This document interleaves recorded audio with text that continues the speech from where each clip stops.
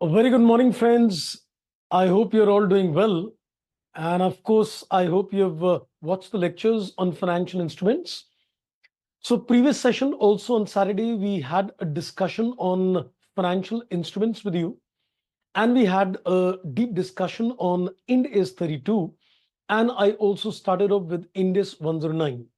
Today, we're going to spend good time on Ind AS 109. And of course, the presumption is that you've already seen the lectures which were there, almost 15 lectures on financial instruments in the last session. Because in any case, we're just going to pick up, the crucial points for discussion today. Now, my focus in terms of discussion today is going to be typically the accounting for financial assets, various categories, and as far as accounting of financial liabilities are concerned. We've already seen the accounting in terms of compound financial instruments, where we do a split accounting, and the financial liability is accounted at amortized cost approach, and the equity component ultimately is transferred from the tab number 1 to the tab 2 of FVTOCI that we've already seen in the previous class itself. So today my focus is going to be first of all on the financial assets accounting different categories, because many times I feel people tend to get a little confused in terms of how do we do the accounting when there is a presence of a TC, what is this EIR, etc. So I gave you a quick chart in the last class, which I think I'll just like to quickly take it back, because as we discuss the various categories of financial assets, I think there are certain pertinent issues which need to be very clear in mind. So I think let me start my journey in terms of making a small little chart. I'll rather call it as a mind map in terms of various categories of financial assets. We already saw in the previous class a three-step model classifying that all the financial assets of a company would either be categorized in terms of AC, or it is FVTPL, or it is FVTOCI, that is NR, no recycling, or it is FVTOCI-R, that is recycling. So this is the subsequent category of financial assets, because initially, when you measure any category of financial assets, it's always at a fair value, with the exceptions that as far as a trade receivable is concerned and a loan recoverable on demand is concerned, they are recorded at a transaction value. But other than these two, all other financial assets initially are taken at a fair value. So these categories of financial assets is relevant in terms of subsequent accounting of financial assets. So I'm looking at a column on particulars. Let me first, I think, draw the columns. So we're taking one column for AC, one column for FVTOCI-R, one column for FVTOCI-NR, and one for the PNL. So let's, I think, quickly make a chart in terms of various categories of financial assets. Amortized cost, FVTOCI, there is R, FVTOCI, there is NR, and there is FVTPL. So we're looking at a chart as far as financial assets are concerned. So let's get some crucial points very clear. I'm going to do an illustration as well, where I'm going to give you a good insight of all these inputs which are given in the chart. Now, number one, the focus number one is when you look at the categories, is it applicable to equity investments? Number two, is it applicable to debt investments? If you recall what we also said in the previous class as well, that all the financial assets could be either debt investments or equity investments. The FL of the issuer is a debt investments. The compound financial instruments is a debt investment for the holder. The equity instrument is supposed to be in equity investments. Now, we've already seen in the previous class in terms of the three-step model that as far as equity investments are concerned, they will never be taken at AC. They will never be taken at OCIR, because OCIR is typically applicable only as far as debt is concerned. And no recycling is applicable only as far as equity is concerned. Remember the crucial point that debt investments are always with recycling. and equity investments is always with no recycling. So the category of AC and OCIR is not applicable to equity investments. Equity investments could be at OCI-NR or it could be FVTPL. And I think at this stage, let me also remind you, unless mentioned otherwise, all equity investments will be taken at FVTPL.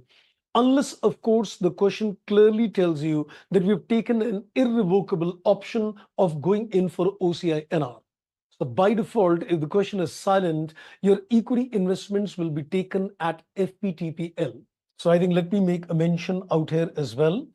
So we can say that this FVTPL is supposed to be a default category of measurement of equity investments. OCI is going to be used only when the question is explicitly telling you that we need to consider OCI in our approach, which is supposed to be an irrevocable option. That's one. Now, second, when we're looking in terms of equity investments, debt investments, they can be taken at AC, they can be taken at OCIR, but they're never taken at OCI-NR because that's not applicable to debt investments. And as far as FVTPL, yes. Now here again, if the question is totally silent in terms of debt investments, we also need to consider a default measurement technique. I'm saying if the question is completely silent and the facts are very clear, then I can say the default category in this case is AC. Unless there is anything which is given to the contrary, we can say the debt investments is going to be taken at amortized cost approach. Otherwise, of course, you know, in which combination do we apply an OCIR or do we apply an FVTPL? But default category for equity investments, FVTPL. Default category for debt investments is AC. Now, that is one focus point which we need to keep in mind. Next. Now, the moment you come to these categories, we need to consider what is the initial measurement going to be and what is the value at which the subsequent measurement is going to be. Well, as I just said a few minutes back, the initial measurement is always at a fair value, irrespective of the four categories. These four categories are applicable only in a situation where you are considering a subsequent accounting. They're not applicable for initial measurement purposes.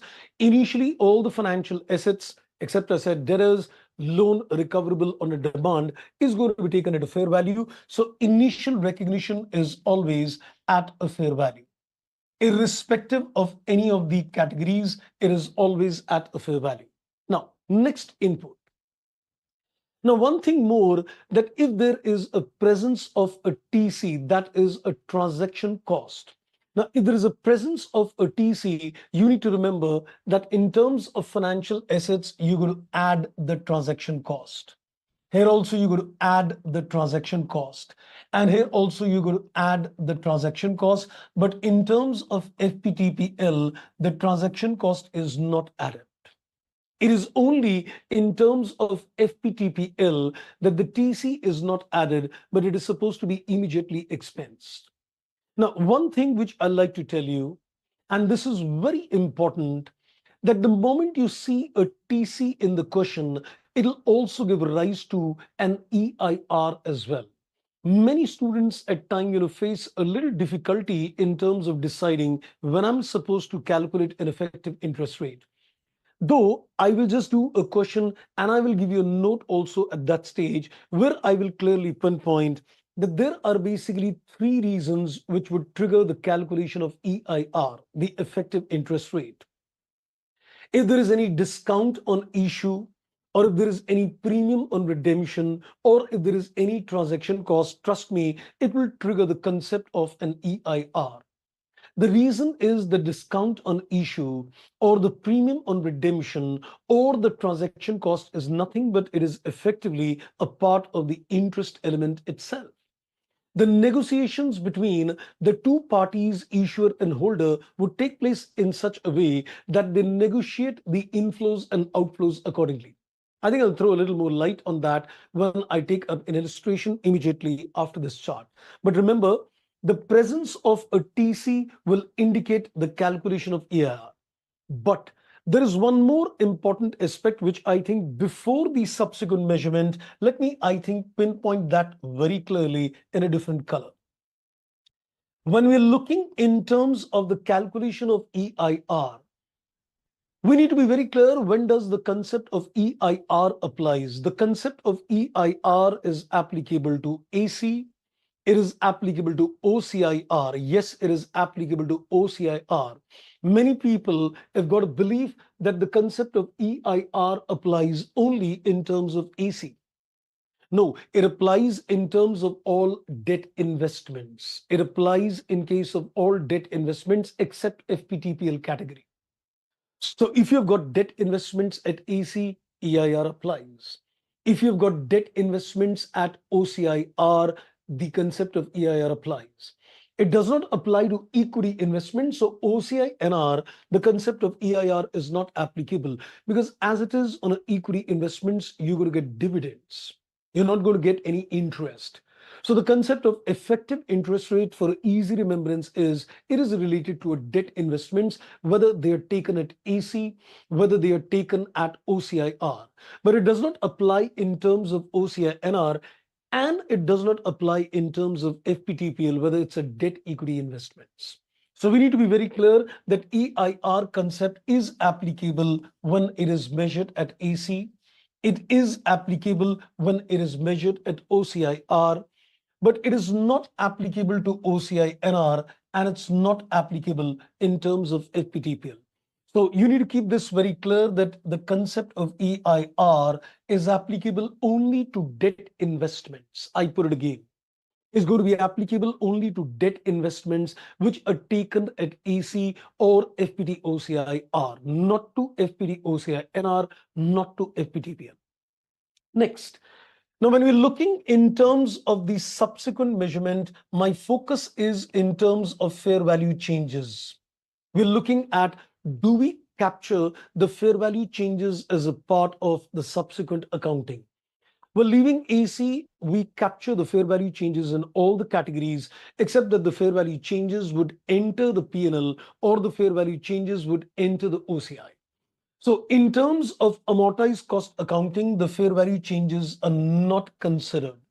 Initial recognition, of course, is at a fair value, but no subsequent fair value changes are captured. Here, yes, we will capture the fair value changes, which will be taken in OCI. Here also, we will capture the fair value changes, which will be taken in OCI. Here also, we will capture the fair value changes, which will be taken in the P&L. And when you're going to consider this fair value changes in the OCI, ultimately it will be accumulated in SOCI, and that's going to be in tab number 3 as well. Here also you're going to accumulate this in terms of SOCI and it will be taken in tab 3. No worry, I'm going to take a comprehensive question, giving you an insight very clearly which element is taken in the tab 3. What happens at the end of the life of the instrument? What happens to the accumulated amount? All that insight we're going to take a good question to give you a good clarity of thoughts.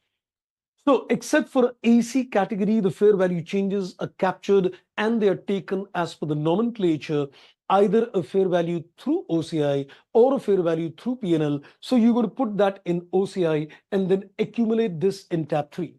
Whatever enters in the P&L, of course, is taken in the retained earnings. So it enters in the tab number 2, that is in terms of retained earnings. Okay, so this is on the measurement aspect, that is initial and subsequent, and whether the concept of EIR triggers or not that we've seen. Now, another few inputs to be given at this stage. The next important input in terms of these category is the concept of profit or loss on derecognition of these investments. When you go to finally sell of these investments, derecognize these investments from the books of accounts, where do you take the profit loss? And there is one very interesting point at this stage. In terms of AC, any profit or loss will go to the P&L. In terms of OCIR, you're going to put the amount in the P&L. The profit or loss, which is a recognized gain or loss, is going to be taken in the profit and loss account, though it's OCI. And at the same time, what you're going to do along with this, whatever is the accumulated amount which is standing in the tab number 3 is also going to be transferred in the profit and loss account in the year of sale. We're going to see that in a question. But remember, the profit or loss on sale will enter the P&L, and whatever accumulated amount is there in terms of tab 3, that is going to be transferred in the profit and loss account in the year of sale, because it is a concept of recycling, that is R. Now, in terms of OCI NR, you need to be very careful in this stage. The profit or loss on sale does not enter the P&L. The profit or loss on sale is taken in the other comprehensive income.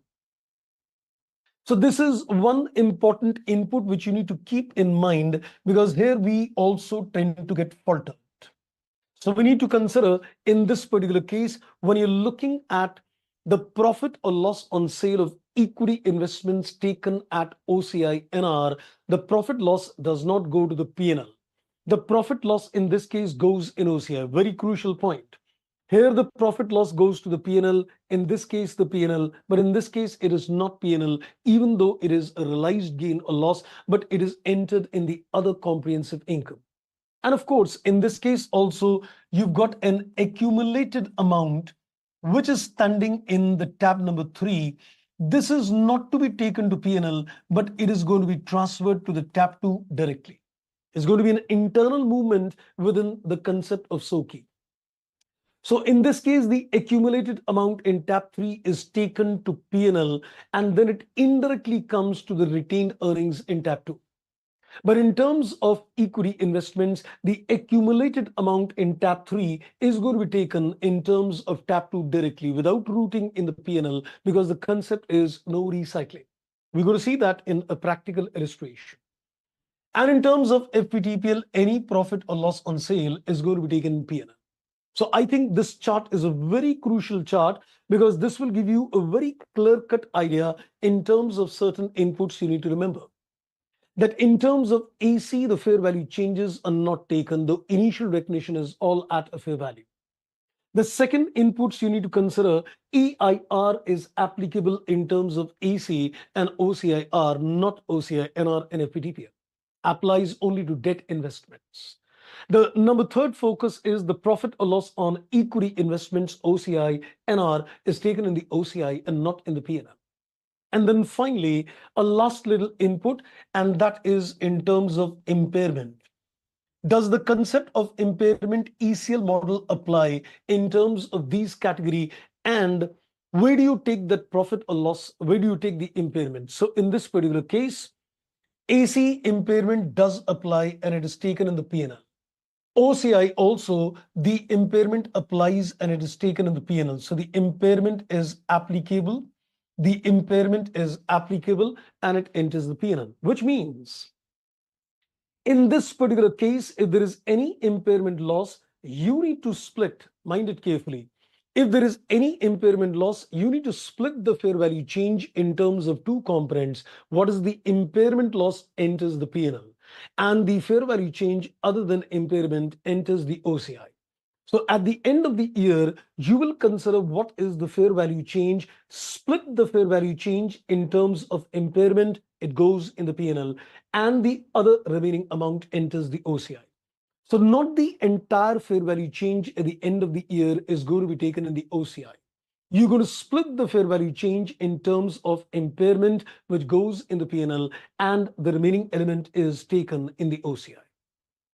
Interestingly, the concept of impairment testing is not applicable to equity investments, irrespective.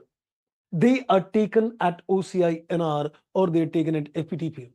The standard setters were very careful that if equity investments, the profit or loss on sale is also entering the OCI, though it is realized, they exempted them from an impairment testing.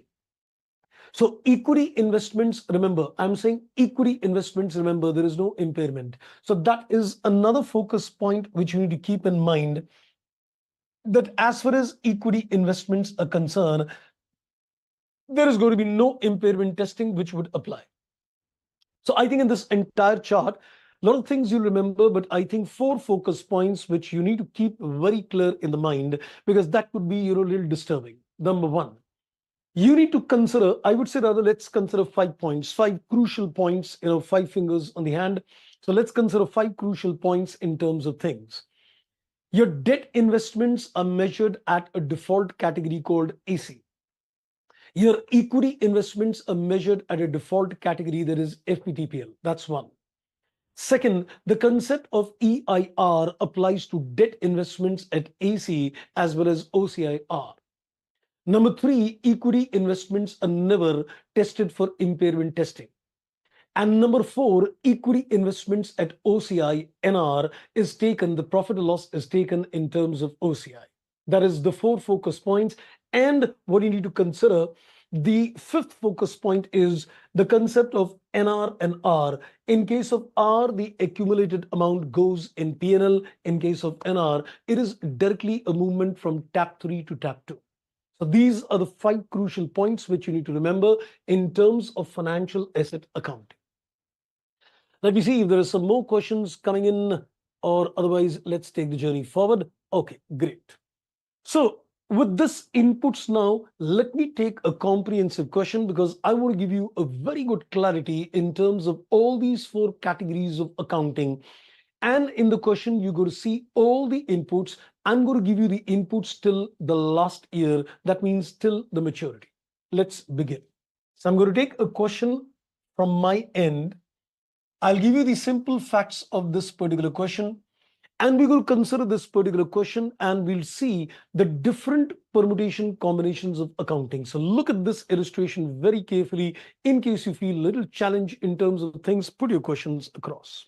Now, I am considering a time scale in order to take the permutation combinations. So let's consider a time scale, and let's give you some data. So let's consider that on 1st of January, X1, let's say a company made an investment in 5% bond. We made a purchase of 5% bond, which has got a face value to the extent of 1 lakh. And let's say this bond is purchased at a cost of 95,000. I'll tell you a few things later. Let me first give the facts of the case. And we also incur a transaction cost, which is to the extent of 2,000. The face value is 1 lakh, and it is acquired at a cost of 95 with a TC. And we're also given that this is going to be redeemed. So there is going to be a redemption. And the redemption of this particular instrument is going to take place, let's say, at December X3. So it's going to be redeemed on December X3, and the redemption would be at a premium. The redemption would be at a premium, and that is 5960. So the redemption would be at a premium, which is to the extent of 5960. So there is a discount on issue. As you can see, 5,000, there is a TC, and there is a premium. Now, before I give you more facts of the case, let me tell you one thing, which you must definitely keep in mind. The many times the question what comes to the mind is, when do we consider the concept of EIR? When do we apply the concept of effective interest rate? I would say there are 3 crucial points which will trigger the concept of EIR. I'm going to put that note as well. Number one, it should be a case of a debt investments, not equity. That is one focus. And number two, if you see any of the 3 parameters, immediately it should ring a bell in your mind that EIR concept is applicable. Number one, if you see that there is any discount on issue. Number two, if you see that there is any TC. And number 3, if you see that there is a premium on redemption. I will give you a reconciliation statement as well, but remember the concept of EIR will trigger when it is a debt investments and any one of the 3 parameters are present: discount on issue, premium on redemption, and a TC. I think let's do one thing. Let's put a big note at the stage so that we remember this whenever we're doing questions. So let's put this across. So I think let me put this in a little different color so that it is very clear. So I can say, when does the concept of EIR trigger? So we're going to keep this very clear in mind. When does the concept of an effective interest rate trigger in this particular case? So I would say, number one, it has to be a case of debt investments. The moment it is a case of a debt investments, which is measured at AC, or it is measured at FVTOCI, the concept of EIR will trigger. And when would I need to calculate this EIR? If you notice any one of these three elements, there is a discount on issue, or there is a premium on redemption, or there is supposed to be a transaction cost, that is TC. This is where I will immediately click in my mind, yes, I need to calculate an effective interest rate. I'll also give you the insight in terms of how do we calculate this effective interest rate in this particular question itself. So let's take the facts further. Okay, so with this inputs in hand, let's come back. So I gave you this input. Now the question is already giving me an effective interest rate, which is 8%. I am already given the effective interest rate is 8%. If this was not given, how do we tackle this EIR? I'll explain that as well. Now, moving further, I am also given the fair value of these investments on December X1. I'm also given the fair value of this investment on December X2. So we given the fair value of these investments is, let's say, to the extent of 1,10,000 on this date. That is the fair value. And we're also given a fair value of this investment, that is 1,04,000. And let me also give you the coupon rate is supposed to be 5%. That's I've already pinpointed. And in spite of that, we are getting an effective rate of 8% for these three reasons. The coupon rate is 5%, but the effective rate is 8%. That's it. Now, what we're going to do, we are going to solve this question considering, number one, if I follow AC, number two, if I follow FVTOCI, that is R, it's a debt investments, and number three, if it is a case of FVTPL. Since it is a case of a debt investments, I cannot consider OCI NR. So I'm going to solve this question with the help of three inputs. So my question is that I need to consider the accounting based on AC, OCI, R, as well as FVTPL, because this is a case undoubtedly for a debt investments. Now, a lot of things which I want to clarify at this end so that you get a good clarity, because as I said, we've got limited time within which I'm going to give you more clarity on the main focus area, that is accounting of these financial assets. Now, so let's keep the facts very clear in mind, starting on January X1, ending on December X3. And the fair values are given. Where do we need the fair values? We'll see all that. So what I'm going to do, I'm going to make a ledger. I'm going to show you the extract of the P&L. I'm also going to show you the extract of the SOCI so that you can see the complete movements in terms of what happens when there is a movement from tab 3, tab 2, whatever. Let's begin. First, I think what I'm going to do, I am going to work upon the effective interest rate and prove you certain things later. But let's first see that if this EIR was not given. So I'm considering if the effective rate of interest 8% was not given. Let's assume that if this effective rate of interest is not given, how do you calculate this EIR? Right now, I've already given you the effective interest rate is 8%, and I give you, there are three reasons of this 8%: discount on issue, premium on redemption, and a TC. Now, let's say if it is not given, what do? Watch this carefully. You need to think from the investor's point of view. You need to think from the investor's point of view, and you need to calculate the effective interest rate. Now, basically, what you call internal rate of return in financial management is what we call effective interest rate in financial reporting. You heard me correct. The term which we use in financial management, internal rate of return, IRR, is what we call in terms of financial reporting as effective interest rate. So in this particular case, what I need to do, basically locate an internal rate of return. And if you want to locate an internal rate of return, you need to organize the cash outflows and you need to organize the cash inflows to get the internal rate of return. So what I'm going to do, I'm going to organize that part. So in order to organize the internal rate of return, you are going to consider the focus from the investor's point of view, see what is the cash outflow and see what is the cash inflow from the investor's perception. As an investor, you invested some money at time zero and it's a 3 years investment. So you are getting some inflows over the next 3 years and at the end of third year. Now, if you come back and have a look, as an investor, you bought the investment at 95,000, but you also paid a TC of 2,000. So what is your outflow at time zero? 95,000 is the cost of the investment and another 2,000 is the transaction cost incurred. So I would say the outflow at time zero is supposed to be 95,000 plus 2,000. That is the outflow. Similarly, look at the other inflows as well.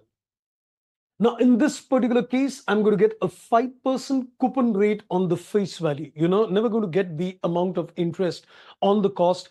You're always going to get the interest based on a face value. So you are going to get 5% on 1 lakh, which is 5,000 rupees every year for the next 3 years. And at the end of the third year, there is going to be a redemption at a premium of 5,960. I just gave you that there is going to be redemption at 5,960. So you can see that the total inflows at the end of third year is so. So what you've done, you've organized the inflows and outflows from investors' perception. As an investor, these are the outflows and these are the inflows. Now, what do you need to do? You need to locate an internal rate of return. That means you need to consider what is the discount rate at which the cash outflow is equal to the present value of cash inflow. And I am already given it is at the rate of 8%. So I'm not going to spend too much time. I'm just going to consider that 8%. And in this particular case, I will take this 8% and just see that is the present value of inflows at 8% is equal to the outflow or not. Otherwise, you just need to do a hit and trial. Take a range, let's say take a range of, let's say 5 to 10%, interpolate and get your results. But I'm going to save a little time since I'm already given 8%. Let me just see whether the present value of all this at 8% equals 97. Let's make a cross check. Since I'm already given 8%, I'm going to save my time without computing much. Let's consider at 8%. So you're going to get 5,000 for each year for 3 years. So let's take a cumulative PVIFA. 1 divided by 1.08, again 1.08, again 1.08, and you get a cumulative total 2.577. This is the cumulative factor, which is at the rate of 8% for a period of 3 years. And then you're also going to get 105,960. This will be at the end of the third year. So we need a PVIF. 1 divided by 1.08 3 times, and you're going to get 0.794. Let's see, is the sum total of these two, the present value of the interest and the present value of the principal with premium, is equal to how much? So 5,000 into 2.577, that's 12,885. That's 12,885. And you add this, it is coming to 97017. Well, the decimals could make a slight little difference of 17 rupees, but you can clearly see that this is equal to 97,000 approximately, which proves that my internal rate of return, what we are calling it as effective rate of interest, is nothing but it is internal rate of return. Now, why did this concept of EIR apply? That reconciliation we'll also see very shortly. But the basic crux of the matter is that we are telling the investor whatever deal you've struck between the issuer and yourself. Do one thing. Let's organize your deal in terms of inflows and outflows, and let us see in substance what are you effectively earning. You could put it this in simple words like this. On a very apparent level, he is giving me a 5% coupon rate. But is he not giving me an advantage at time zero, which is a discount on issue, which is indirectly interest? Is he not giving me a premium on redemption, which is at time number 3, but it is also indirectly a compensation of interest? I remember when I was in school, and this question used to really bother me, that if I am going to pay interest to the other fellow, why would I pay a premium on redemption? Trust me, if I am going to pay interest at market terms, I would never pay a premium on redemption to the other fellow. The reason you're paying a premium on redemption is that you're paying a lesser interest over the period of 3 years, and you're compensating that shortage by giving a premium on redemption. So indirectly, the standard setters thought that your deal is structured in such a way that the other fellow gives you a benefit at time zero in the form of discount, which is indirectly interest. The other fellow is giving you a premium on redemption at the end of the life, which is again indirectly interest. So the best way to find out the substance of the transaction is to look at the hidden interest in the deal. And how do you get the hidden interest in the deal is put the deal in the form of inflows and outflow. Whatever is the contractual deal between the two people, put that in terms of inflow outflow. See, what are you investing at time zero? What are you getting inflows over a period of time? And what is in substance the effective interest rate which you're earning? And that is 8%. Because I will not consider the discount as something different. A premium or a TC is something different. It is inherently a part of the effective earnings each year. That is one inputs given, that if this 8% is not given, how do you locate that 8%, structure the deal, put it in inflow outflow terms and get the answer. Okay, now coming back to the question now, what we're going to do, we are going to first of all do the accounting based on amortized cost approach. If this is falling in a category of AC, let's see how do we do the accounting. So I'm going to first of all do the case number 1. So I'm considering that we are falling in the category of default measurement, and we're going to consider the accounting at amortized cost approach. So let me make a ledger account instead of giving you entries. I'm going to prefer to make a ledger account that's easy to understand and you can get the figures. So let's say this is the financial asset which is measured at amortized cost accounting. Now, remember the chart which I gave you, and I said that all financial assets, irrespective of the categories, are always taken at a fair value plus a TC. I'm assuming that the cost of the investment, 95,000, in itself is supposed to be the fair value itself. So what are you going to put the entry? Financial asset gets a debit and the bank gets a credit, and this is to the extent of 95,000. The cost which is equal to the fair value plus the TC. So initial recognition takes place at 97. So this is the value at which investments will be taken irrespective of any category except FVTPL. So this is taken at 97. Now, when it comes to recording a finance income, you are not going to record the income at 5%. 5% is what I always call a contractual rate of interest. The interest income which will enter in the P&L is not the contractual rate of interest, but it is the effective interest rate, which is 8% in this case. So we're going to record the finance income at the rate of 8% on this balance. So on 97,000, you take a 8% interest and it comes to 7760. This is what is going to enter in the profit and loss. I'll give you the extracts of the P&L and SOCI also shortly. Then at the end of the year, you receive some amount, and the amount which you're receiving is the coupon rate of interest on the face value, which is to the extent of 5,000.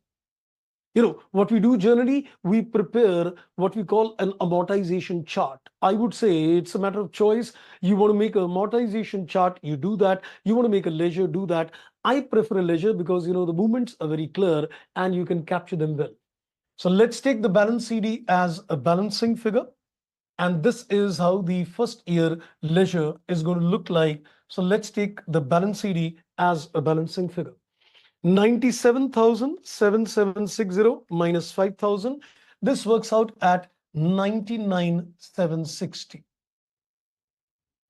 So the amount of income to be taken in the P&L is supposed to be 7760. Now let's go to the next year.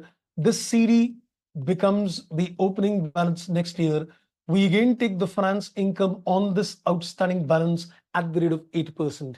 Keep making an accrual of the interest on the effective interest rate. So if I take an 8% interest, it is 7981 approximately. You get this money that is bank, that is again coupon rate 5,000 on the face value. And we again consider the balance CD as a balancing figure. So 99,760 plus 7981 less 5, that is 102,741. This becomes the balance BD in the next year, 102,741. Again, you would consider a finance income at the rate of 8%. But in the last year, I am not considering the interest. In this particular case, I will conveniently take the interest as a balancing figure just for the sake of convenience. So we're going to consider the amount of interest received, that is 5,000. And we will also consider the principal with the premium received at the end of the year. So what are you going to get in terms of contractual inflow, the interest that is 5,000 and the principal with the premium? I think it's better to take the interest as a balancing figure on the safe side. So 105,960 plus another 5 minus 102,741, that works out at 8219. Though you can still make a cross check and see that is this 8219 coming to approximately 8% on the opening balance. So just make a cross check and see that is this coming to 8% on this or not. I think it should approximately match. Yes, it is coming to 7.99. It is undoubtedly coming to a total of 8%. Now, a very important analysis at this stage, if you want to get conceptually very clear on the concept of what is this EIR all about. Now, watch this carefully. The ledger is done. We'll look at the P&L extract. We'll look at the SOCI extract. But I think before that, let's get one thing very clear. Please hear this very carefully. This is a very crucial point which I'm going to make at this stage. Let's understand the amount of interest income which you are taking in the P&L over a period of 3 years. And let's also consider the benefits which you're getting contractual basis. So let's see one thing. We are going to make a little comparison.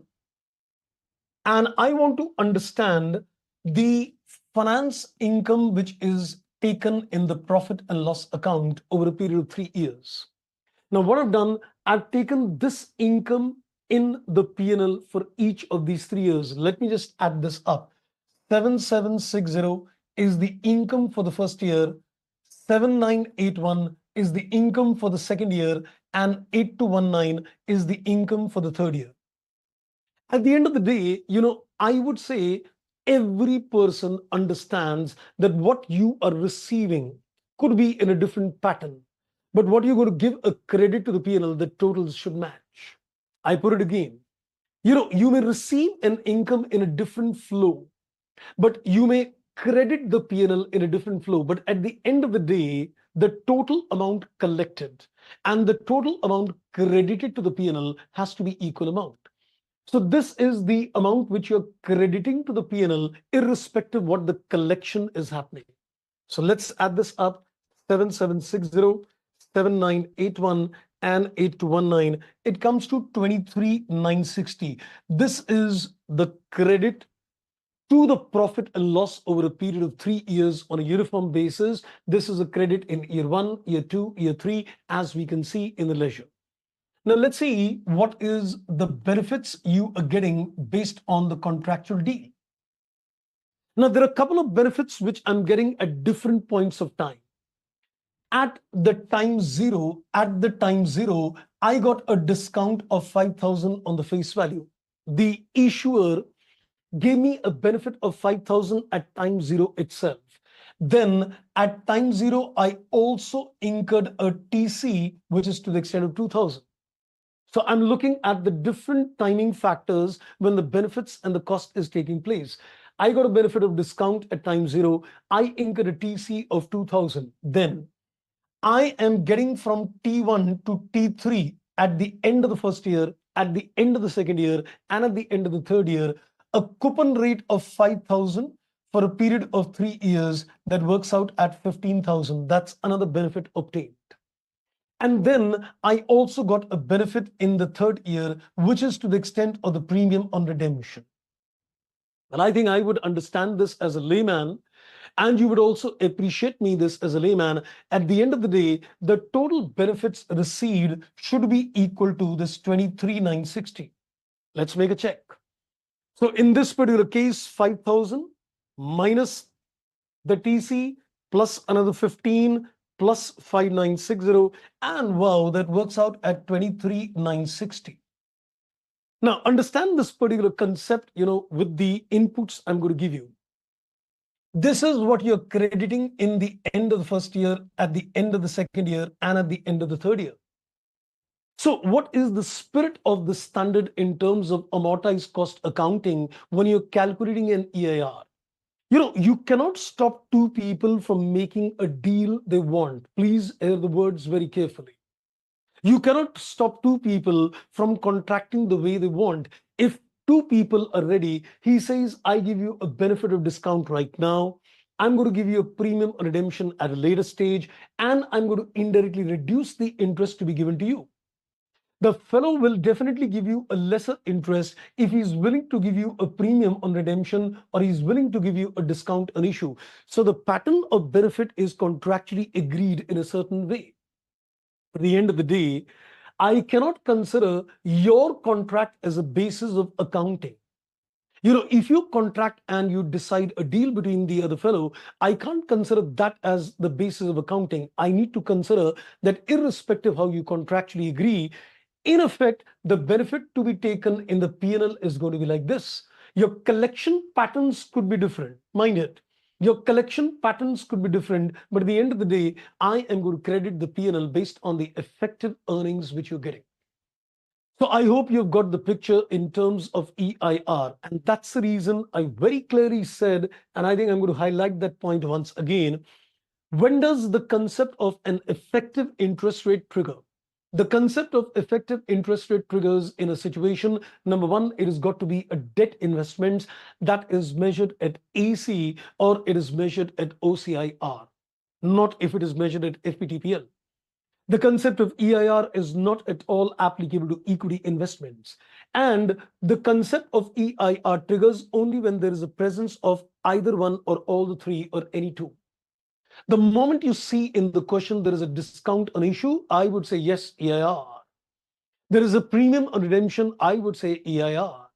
And there is a TC, I would say EIR. So if the examiner gives you that effective interest rate, good enough. Otherwise, I've given you the technique how this effective interest rate is to be taken.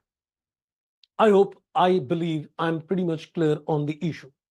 Now, coming to the next picture in terms of this amortized cost accounting, I guess I just want to look at on a very safe side now, as I promised, the extract of the P&L, and I want to look at the extract of the SOCI to be very clear.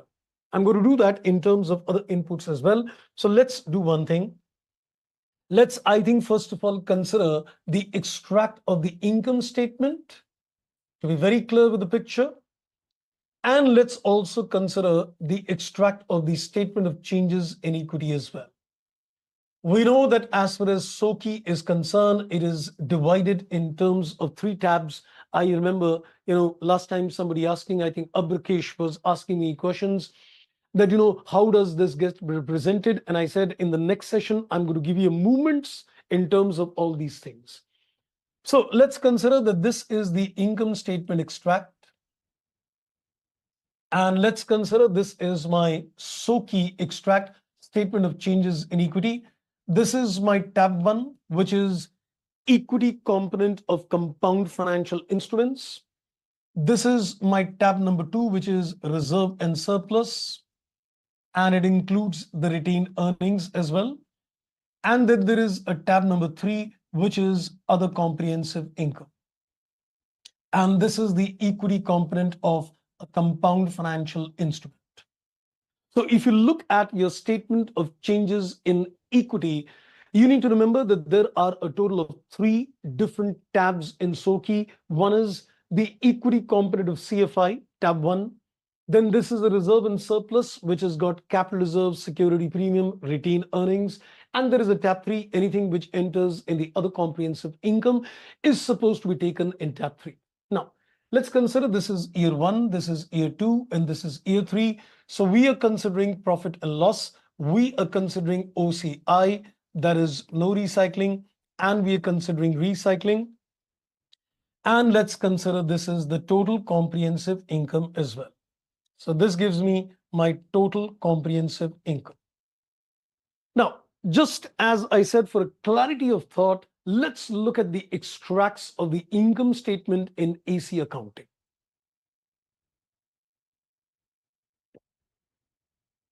So let me just come back. This is the finance incomes which are taken over a period of 3 years. So 7760, 7760, 7981. These are all the finance incomes taken. 7981 and 8219. And 8219. So this is going to be taken in the P&L. So this is the total credit which is taking place in year 1, year 2, year 3. And trust me, all this will enter where? From here, it'll enter in the tab number 2, retained earnings. 7981 and 8219. Now, why I'm giving you this? Because when I'm going to come to OCIR, you're going to see some very interesting inputs coming in. So by the end of the 3rd year, you can see the total amount in the tab number 2 in the retained earnings is 23,960. So you keep crediting this interest income, which you should have received on a technical levels in the profit and loss account. And this money keeps getting accumulated in the retained earnings. And it is, of course, available for dividend distributions as well. Because whatever amount you take in the retained earning column is undoubtedly available for dividend distributions as well. Okay, so far so good. I hope everything is clear at this end. This was my case number 1. I don't see that there would be much challenge. So I've given you the case number 1 where we are looking at AC. I'm now going to look at this same question in the form of a ledger, P&L extracts, and the SOCI extract if it was a case of OCI, FVTOCI R. So let's do the next case. So let's consider now the case number 2, where I am considering that this is measured at a fair value through comprehensive income with a recycling. Debt investments cannot be with a no recycling. Debt investments is always with a recycling effect. Now, let's have a look. Now, watch this carefully. This is going to be very crucial for understanding. I'm going to make a ledger account again, a financial asset which is measured at FVTOCI, that is R. Now, please hear this very carefully. Some very crucial points coming in. If you need to make a ledger account at OCIR, you need to make a ledger account at AC as well. So why? Your finance income, which is going to be taken each year, is going to be the same finance income which is coming from the AC ledger. So irrespective, you are using the concept of OCIR, you need to do only one additional thing, and that is capture the fair value change. Otherwise, the amount of finance income to be taken is the same which is taken in an AC approach. So which means, can I simply copy the ledger account of the first year, 97,000, take a finance income at the rate of 8% from the previous ledger? Yes, I'm going to do that. I'm going to consider this 97. I'm going to copy this 7760 exactly the way I did in an AC ledger. All this data is taken from the amortized cost ledger, including that coupon rate which you receive. Everything is same. The only difference is that in terms of AC, you took the balance CD as a balancing figure because we do not capture the fair value change. But in terms of FVTOCI, I'm going to take the balance CD not as a balancing figure, but I'm going to consider the fair value. So in this particular case, the balance CD is going to be considered not as a balancing figure, but it is going to be considered at a fair value. That's the only change. In terms of AC, you are going to consider the balance CD, end of the game. But in terms of FVTOCI, you are going to consider the fair value. And I think I already gave you the inputs when I came to the question. I have given you that the fair value at the end of December X1 is to the extent of 1,10,000. So I'm going to record this at 1,10,000 itself. So in this particular case, we record this at 1,10,000. And undoubtedly, you would agree that the ledger account will not agree. There will be some difference in this ledger account representing a fair value change. Because if you consider the balance CD, that's a book value. And when you're considering 1,10,000, it's a fair value. So the difference in this ledger represents the fair value gain or the fair value loss, which is going to be taken in other comprehensive income. So let's consider 97 plus 7760 minus 5,000 and minus 1,10,000. And this comes to, I think, a balancing figure on this side, 10,240. This is a fair value gain.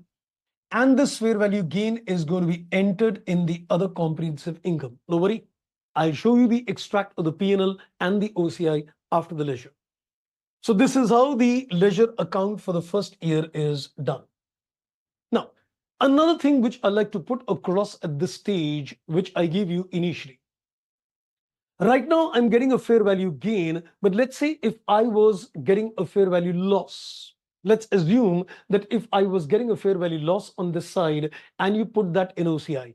Now, in case you get a fair value loss, you need to see how much is due to impairment loss. That portion can be taken to the P&L and the remaining portion can be taken in the other comprehensive income. Though I'm not inserting the concept of the fair value impairment losses in this case, but just to give you a clarity, because you're going to see questions later in terms of impairment. So if there is any fair value loss, I will say, okay, let me identify how much out of this fair value decrease is attributed to impairment, and that should be taken in the P&L and the rest will be taken in the OCI. But we are not discussing impairment. I just want to tell you the inputs at this stage. Okay. Let's go to the next year and we get this opening balance as 1,10,000. Now caution at this stage. Here again, I will take the France income at the rate of 8%, but you cannot take 8% on this figure. That's a general tendency that we might go wrong. When you're considering the finance income, you cannot take the interest income on this balance because this is supposed to be the fair value figure. You cannot take 8% interest on the fair value. You need to get back to the ledger in terms of AC to get the interest. So the interest was 7,981 in the amortized cost ledger. Can you see the inputs? The interest income which you're taking is being taken from the amortized cost ledger, which means effectively, if you're given a OCI accounting, I'm talking of R, you need to make a amortized cost ledger as well. Because your finance income in the AC ledger and the finance income in the OCI ledger is same. I hope you hear every word very carefully. The interest income in terms of AC ledger and the interest income in terms of OCI ledger is equal. So it's like buy one, get one free. If you need the finance income for OCI, you got to make a ledger account in AC. That's how you got to get the interest income in this case. Here again, at the end of the second year, you're going to get that coupon rate of 5,000. And when I take the balance CD, here again, the balance CD is not going to be the balancing figure, but I'm going to consider the fair value. And I've already given you the fair value in this particular case. It was to the extent of 1,10,000. Sorry, 1,04,000, I guess. So let me just come back to the data. I gave you the inputs. Yes, the fair value changes is coming to 1,04,000 in this year. So let's go back and let's consider this to be 1,04,000. And of course, the ledger account is not going to tally again at this stage. The difference represents a fair value change.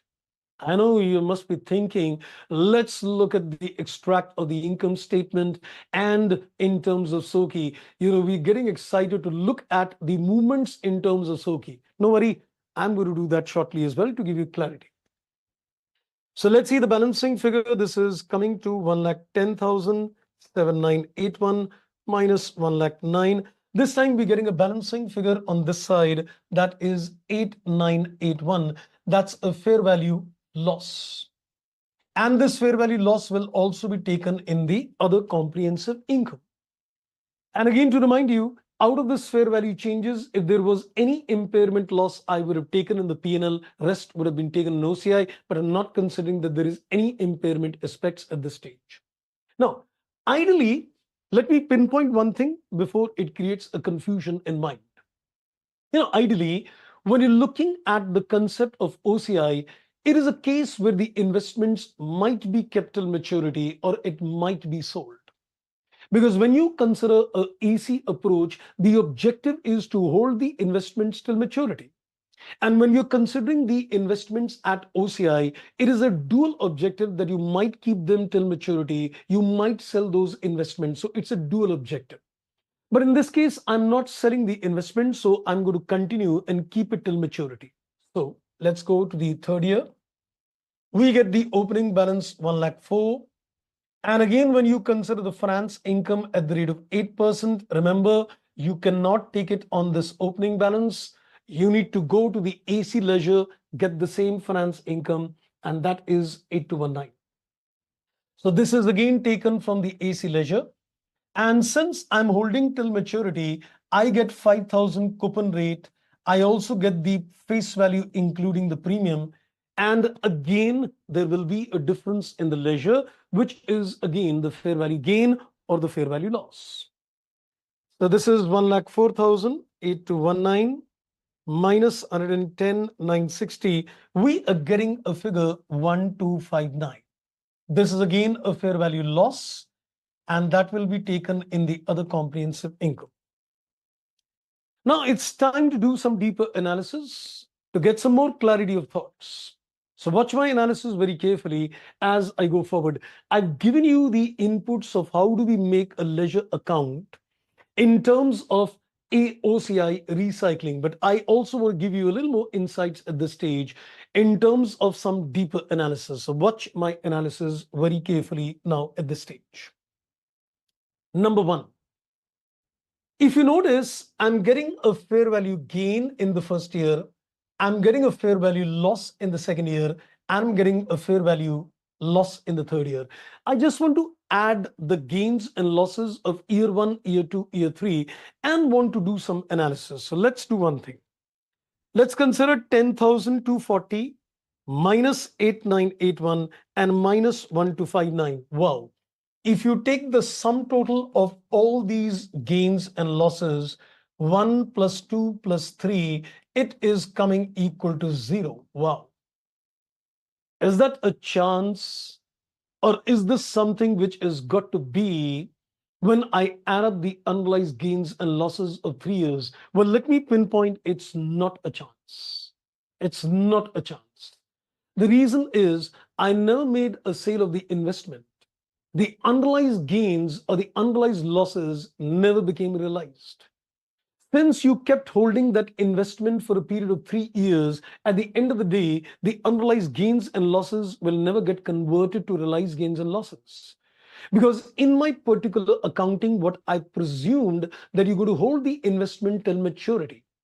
If you're holding the investments till maturity, at the end of the day, the unrealized gain, the unrealized losses never got converted to realized gains and losses. So at the end of the day, even if you've got investments at OCIR and they are not sold, but they're kept till maturity, in those particular cases, the sum total of the fair value gains and losses, 100% will be a big zero.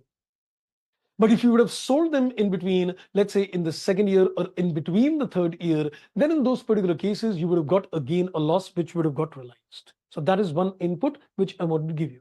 Now, as I said, for a more deeper analysis, let's also look at the extract of the income statement and the extract of the SOCI to understand the movements in this case. So we can also compare it with the AC approach as well. So let's do one thing. I'm going to consider the income statement extracts for a period of 3 years. So let's take year 1, 2, 3. And let's also consider a statement of changes in equity extract as well. So we can clearly see how the accumulated balances will be taken care. Now, watch this carefully. This is the income statement extract. I'm taking year 1, 2, and 3. And we are considering profit and loss. We are considering OCI, that is NR, as well as R.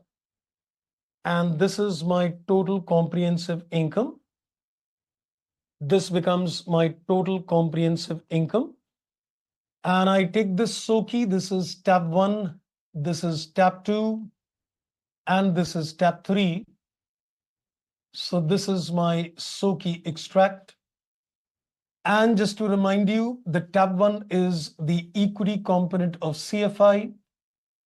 The tab 2 is the reserve and surplus, typically looking at retained earnings. And the tab 3 is in terms of other comprehensive income.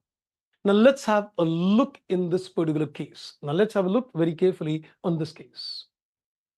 What do I take in terms of P&L and what do I take in terms of OCI and how do I post them in SOCI is what we need to be careful on. As far as the finance income is concerned, 7760 that enters in the P&L. I guess let me pick up the finance income, 7981. And this is 8219. So this is same what we did in terms of AC. All the finance income, the figures are same in the AC and they're captured in terms of P&L. Now let's see the fair value changes. 10,240 is the fair value gain and it enters in OCI, that is R. Now next year there is a fair value loss, 8981. Sorry, this is second year is 8981. That is a loss. So I'm putting it in the brackets. It's a loss. This is a gain, and that's a loss in the brackets. And then in the third year, it is supposed to be 1259 loss. So just to give you the extract, this is the finance income, and this is the fair value gains or losses captured in terms of OCI. Now, this amount in the P&L will enter the tab number 2. So 7760, then 7981, and then 8219. This will all enter in the tab number 2, which is available for dividend distributions as well. Now, what happens to the amount in OCI? It enters in the tab number 3, 10,240 minus 8981 minus 1259. So the accumulated balances at the end, has become 0. And I gave you the reason. Since you've been holding that investment in terms of maturity, naturally the accumulated balances has become nil. And in this particular case, we've already seen this is 23,960. Now you can see that this accumulated amount cannot be taken to the P&L because there is nothing which is left over. If you would have made a sale in between, you would have captured this amount in the profit and loss account. So let's do one thing. Let's give you a little more clarity. And let's consider if this investment was sold at the end of second year. I'm now taking a presumption because I made the ledger account on the ground that this investment is kept till maturity. But in OCI, I could have sold the investments in between. So let's see the extract in terms of the P&L again if you sell them. So this is based on that we kept till maturity. This is based on the extracts that we kept it till maturity. I want to now understand if you would have sold these investments, what would have been the position? I don't know whether I should take the risk of explaining the sale of the investments in AC and compare it with the sale of the investments in OCI. I think I should take that risk, right? Because I think I want to give you a comparative position. How does my extract of the income statement SOKI looks like if you sell the investments in AC and if you sell the investments in OCI? I know what you're thinking. Sir, if you're taking investments at AC, where does the question of selling the investments come? Because in AC, the objective is to hold the investments till maturity. But nevertheless, there can be a sale of investments in terms of AC as well. Because if the company feels that, they want to churn the portfolio, they can make one-time kind of a sale even in terms of AC. Holding till maturity doesn't mean that if you're getting a credit loss position, you cannot sell the investments. So I think let's do one thing. Let's give you that if you would have sold the investments in AC approach, or if you're sold the investments in an OCI approach, how would things look like? Have a look now. This is critical. So I am considering AC on one hand, and I am considering OCIR on the other hand. Now, this is going to be a very interesting, crucial accounting to watch. But I think this is going to give you a lot of clarity in terms of how the position looks like. So let me do one thing. Let's take an income statement extract, year 1, 2, 3. Let's take a SOKI extract, tab 1, 2, 3. Here also in the OCI, let's look at the income statement extract, year 1, 2, 3. And let's also look at a SOKI extract, tab 1, 2, 3. Now watch this very carefully. So this is my income statement. Here I am considering that I sell off the investments. Let's say in the second year, if you're going to sell off the investments, how would the comparative positions look like? That's going to give you good clarity in terms of things. So this is income statement. That's year 1, 2, and 3. And let's consider the SOKI. And this is in terms of tab 1, 2, and 3. Let's consider SOKI. And this is in terms of tab 1, 2, and 3. Now, watch this very carefully. I'm going back to AC. I'm going back to OCI. Watch this carefully. Let's say I am planning to sell the investments at second year end. I'm planning that I sold off the investments in the second year end. Let's get back to the ledger. Let's get back to the ledger in terms of AC. So let's first focus on the AC. This is the book value of the investments at the end of the second year. And I've given you that the fair value is 1,04,000. This is 102,741. So what I'm going to do, I'm going to put this finance income 7760 7981. So let's go to the P&L. In the first year, this is P&L, this is OCI, this is NR, this is R. This is P&L, this is OCI NR, and this is R. Now, your finance income is going to be the same in the year 1 and 2. So I'll take the finance income 7760, 7760, and 7981.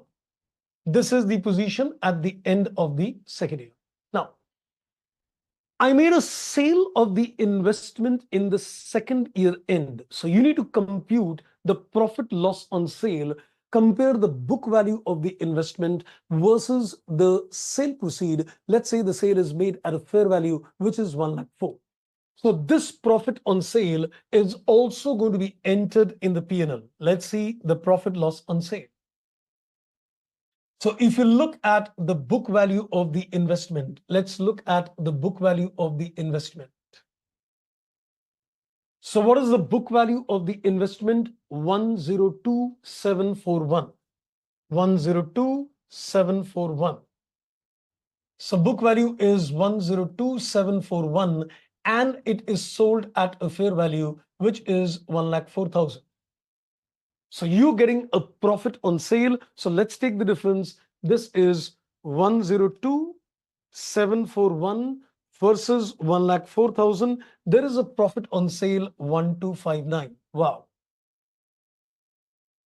So if you would have sold the investments at the end of second year, if you would have sold the investments at the end of second year, you would have got a profit on sale, which is taken in the P&L. Now let's see what you do.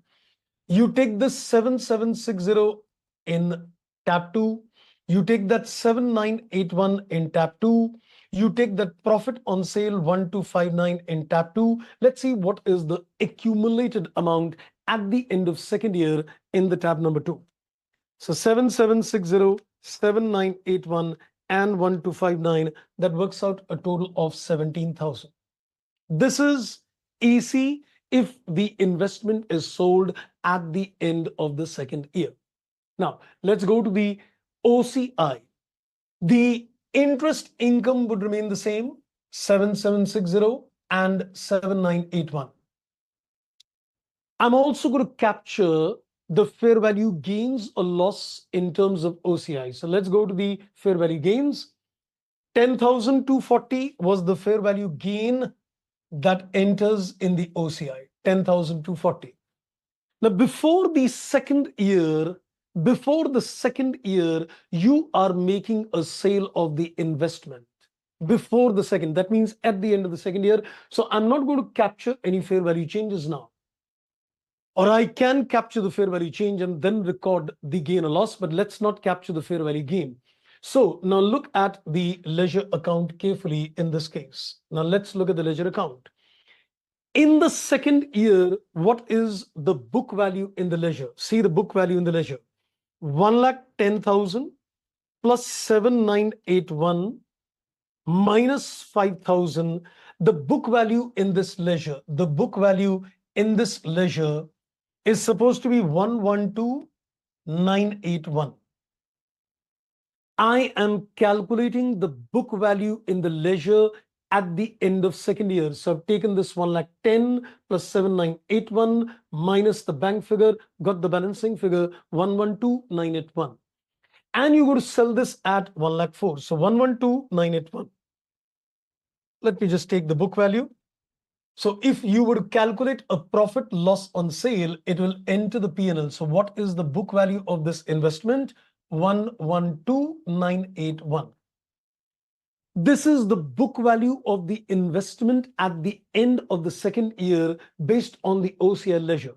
And you got to sell it at a fair value, which is 1,04,000. So there is a loss on sale. There is a loss on sale. The book value is 112,981 versus 1,04,000. So we are getting a loss to the extent of 8,981. There is a loss to the extent of 8,981. Now let's see the position.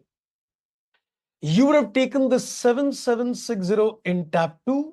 You would have taken this 7981 and 8981. So that would be plus 7981. And it would be minus 8981 in tab number 2. And you would have taken this 10,240 in terms of the tab 3. Now, watch this carefully. Watch this carefully. Now, what do you need to do further?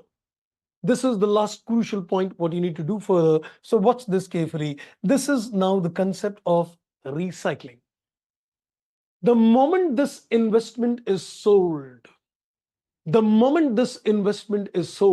the accumulated balance in SOCI in tab 3 is also going to be transferred in the P&L. That is what the concept of recycling is. Let me put two inputs to you. The moment you sell the investment, look at the accumulated balance in tab 3. The accumulated balance in tab 3 is also going to be added in the profit and loss account itself. Had it been a case of no recycling, I would have transferred this amount directly in tab number 2. So when it is a case of NR, the amount in tab 3 is shifted to tab 2 directly. But when it is a case of recycling, the accumulated amount in tab 3 is taken into the profit and loss account. And I want you to see something. If you take the sum total of these two figures, just see the sum total, that is 10,240 minus 8981. Wow, it is coming to 1259. This is exactly the same figure which we are getting in terms of AC. So once more, just let's get the inputs once more on this. So let's give you the insight. So what I'm saying, please hear this carefully because I wanted to show you that R and NR movements.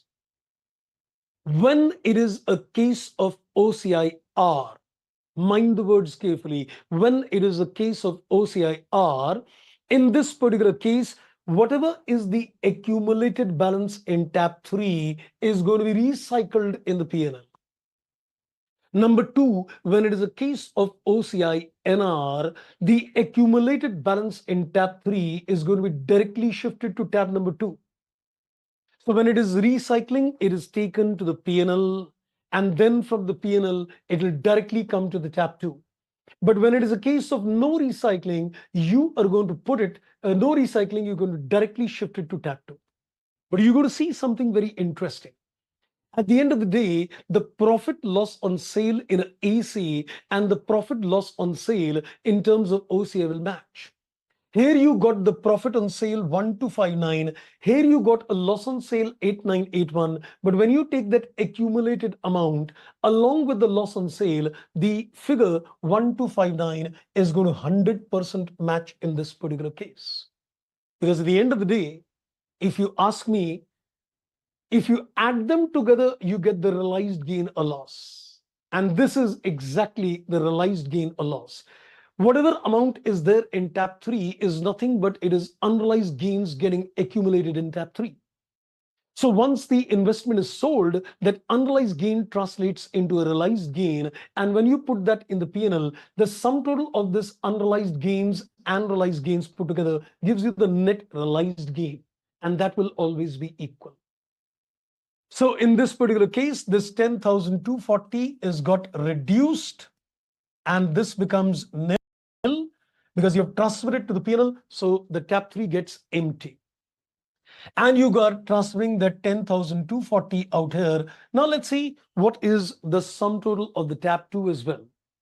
7760 plus 7981 minus 8981 plus 10,240, that works out at 17,000. Wow.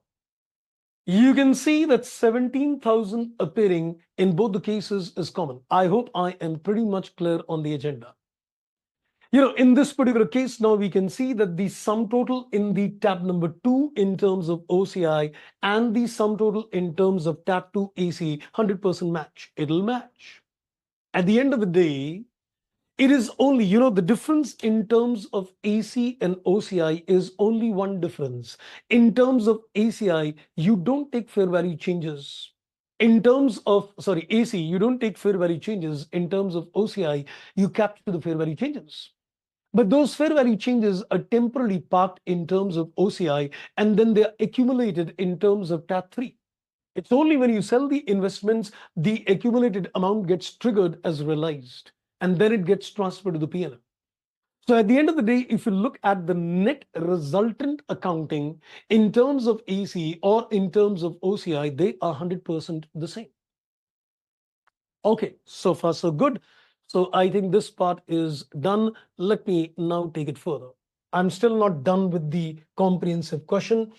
I have captured with you the 2 cases so far. I'm now on the 3rd one. I give you a comprehensive movement of AC. I've given you a comprehensive movement of OCI with the movements of the tabs as well in terms of how the movements will take place. Now let's have a look at FVTPL. If this was a case of debt investments at FVTPL, how would it happen? And let me tell you that you've got a flavor of OCI NR as well. Because the only difference which is there, that if it is OCI NR, you are just going to consider the accumulated balance in tab 3 and directly take it to tab 2 instead of PL. So more or less we got the feel of that as well. Now let's look at FVTPL. So case number 3. So let's have a look at the case number 3. If I were to take these investments at FVTPL, number one, what you need to remember as a crucial point, in this particular case, if it is FVTPL, okay, I think I got a question, Abrigesh, if you will explain again the ledger of AC as well. Okay, I'll do that.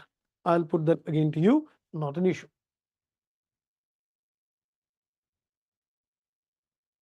I think let me just come to the logic once again in terms of AC. So let's have a leisure look once again. One most important thing which we need to appreciate in terms of EIR, let me first come to that point. It always reminds me a very interesting phrase, and I think I like to say that, Mia Bibi Razi, to kya karega Kazi. It's like something like that. If you look at the deal between the two, you can see in terms of the deal between the two, number one, the issuer says, I'll give you a discount right away. It's a benefit given to the holder. He says, I will give you 5,000 coupon rate at the end of each year, first year, second year, third year. He says, I give you a premium on redemption at the end of third year. So they've mutually agreed for a certain benefits to be given at different points of time. Mind the words. He gave me some benefit at time 0.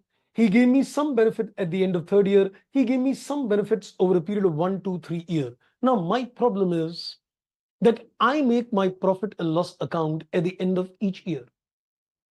So if the two people mutually agreed to give a benefit at time 0, it cannot be captured in the P&L at time 0. Are you getting my point? So the deal is struck between the two people in such a way that the benefits have been mutually agreed at different points in time. The standard setter said, I cannot stop people from passing on the benefits at different points of time. But that doesn't mean that if you mutually agree to interest of 5, I'm going to give a credit to the P&L to the extent of 5. I will look at the substance of the transaction and say, okay, based on the entire deal, your benefit is 23,960, whether it is in the form of discount, whether it is in the form of premium, whether it is in the form of coupon rate agreed, your total benefit is 23,960. So what you're going to collect in cash is 23,960 itself. But I will not capture the benefit in the P&L. I will not capture the benefit in the P&L based on what you will see. I am going to calculate the deal and identify the effective interest rate, which is called the internal rate of return, and I will attribute that this is the finance income which should credit in the P&L. So your credit to the P&L each year is this amount, and at the end of the day, you receive the same amount. One thing is pretty clear, what you collect is what you credit to the P&L over a period of time. But it is not necessarily what you collect each year equals the credit in the P&L. What you collect each year may not equal the element of credit to the P&L. But at the end of the 3 years block, the total collections and the total credits in the P&L has to match. So based on that input, what we did, we considered that this is the money invested and you are effectively earning 8% on this. This is what the other party should have effectively given you at the end of the first year. You mutually decided to get the benefits at different points of time. But in effect, according to the deal, if you look at the substance of the transaction, you should have got this much interest income. He paid you only 5. So he did not pay you the remaining 2,760. If he did not pay you the remaining 2,760, it is getting accumulated and you're going to get interest on interest. Are you getting my point? So in this particular case, when you add this interest, you are not getting that benefit of 7760. So indirectly, the difference gets added out here. And next time when you calculate the interest, you are getting interest on interest. And then again, he doesn't pay you that 5,000 rupee. So he paid you a lesser money, which is again getting accumulated in your balance sheet. And finally, when your interest is 8219, he didn't even pay you that 8219, but he landed up paying a premium to compensate for that lesser money which he paid in first, second year. So we can say the contractually agreed interest rate is the pattern in which the cash flows will come. Mind the words. The contractually agreed cash flows indicates the pattern in which the benefits will come, but the credit in the P&L is not going to be on the basis of the pattern, but it is going to be on the basis of substance over legal form. Parde ke piche, what is the effective interest rate which you've earned? Right? I guess you got your answer on that. Hopefully, I guess clear on this. Okay, now let's go further out here. So we are on case number 3 now. So we are on case 3. So we've got the picture. Great. So we've got the picture in terms of AC, OCI. We've seen maturity. We've seen sale of investments. Now let's look at FVTPL. Now, caution. When you're looking at FVTPL, number 1, the concept of EIR does not apply even if it is a debt investment. I've already given you very clear that debt investments will be taken at AC or OCI, then it would be EIR. FVTPL, the concept of EIR does not apply. Second focus point, the TC cannot be added at initial recognition. Your mind should be very clear when you're looking at a picture that, okay, if it is FVTPL, TC immediately expense, EIR does not apply. So let's look at on a time scale. Let's look at it on a time scale. I'm just given the fair value changes at the end of the first and second year, not at third year. So I'll be able to show you only the partial movements in this case. So this was January X1, then this was December X1, then this is December X2, and then this is December X3. So let's see that in terms of FVTPL, what will be the initial recognitions, what will be the subsequent measurements, what amount is taken to the P&L at the end of each year. So first, let's look at the balance sheet. If you look at the initial measurement, your initial measurement will be at 95,000. TC cannot be capitalized. So you're going to record this at 95. At the end of the first year, the fair value is 1,10,000. At the end of the second year, it is 1,04,000, and I am not given any fair value at the end of X3, and by the time the investment will mature. So this is how the figures will get initially captured, and this is how they will be subsequently captured in the balance sheet perception. Let's now see what will be taken in terms of the profit and loss account. Number 1, you're going to consider the finance income in accordance with what you get. So you are getting 5,000. So 5,000 finance income enters the P&L. 5,000 finance income enters the P&L. 5,000 finance income enters the P&L. So you are crediting the finance income in accordance with what you're getting. So you're recording the finance income in accordance with what you're getting, not on the basis of effective interest rate. And now you're also going to capture the fair value gain as well. So 15,000 is the fair value gain, which is also going to be captured in the P&L. Here again, there is a fair value loss to the extent of 6,000. So you're going to capture the fair value loss in terms of P&L as well. So this is how the position would look like when it is going to be categorized as FVTPL. So in this particular case, you are going to consider the actual interest as an income, not the effective interest rate, and whatever is the fair value gain or loss gets captured in the P&L. So everything enters indirectly in terms of tab 2, nothing goes in terms of tab 3. So this gives us a complete analysis in terms of financial asset accounting. One thing now I like to give you as a summary before we take a break. So I think first I just need to give you a quick insight in terms of FA, FL, CFI. FL, we've indirectly covered. Now see. Now watch this very carefully. Your mind should be very clear in terms of few things. I'm looking at accounting of FA. I'm looking at accounting of FL. And I'm looking at accounting of CFI. This is from the point of view of the issuer, and this is from the point of view of the holder. So let's get the position very clear. Your mind should be very clear in terms of how the accounting takes place in FA, FL, as well as CFI. Initially, TC, VC, whatever is there. Let's get a bigger, larger picture. Now, if you look in terms of financial assets, and if you look in terms of financial liability, so we have seen that there is AC, we've seen that there is FVTOCI, that is R, there is FVTOCI, that is NR, and there is FVTPL. In terms of financial liabilities, we've got AC and we've got FVTPL.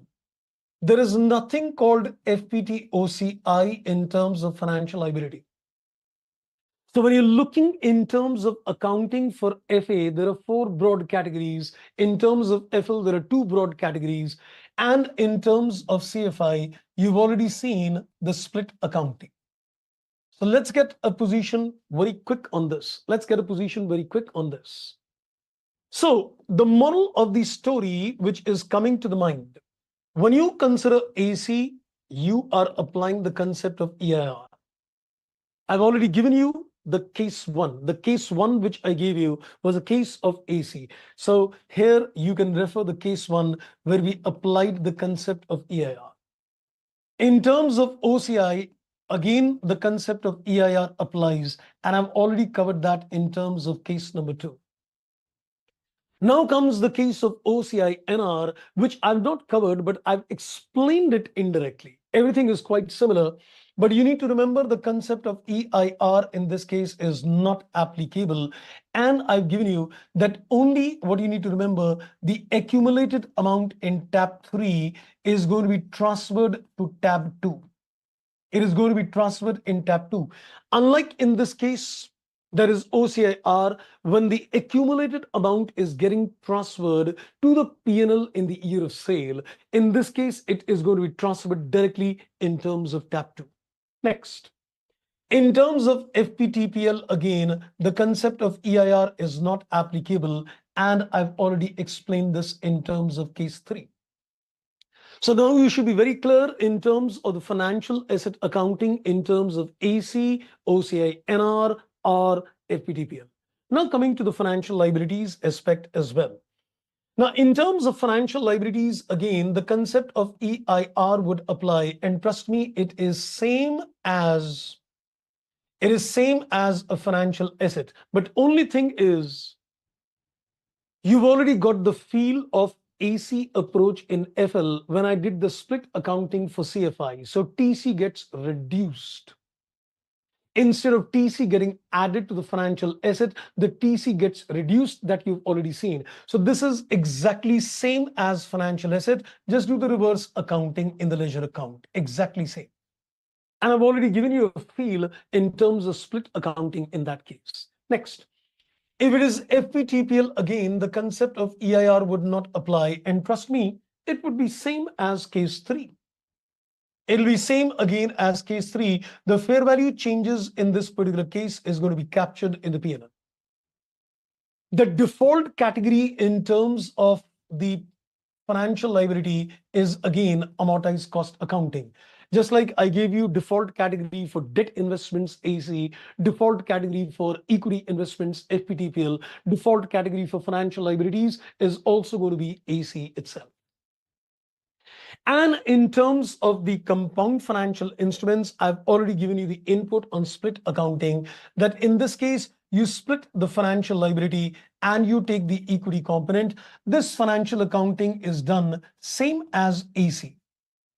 I've also given you in the previous class the concept of how the TC is taken into account in terms of CFI.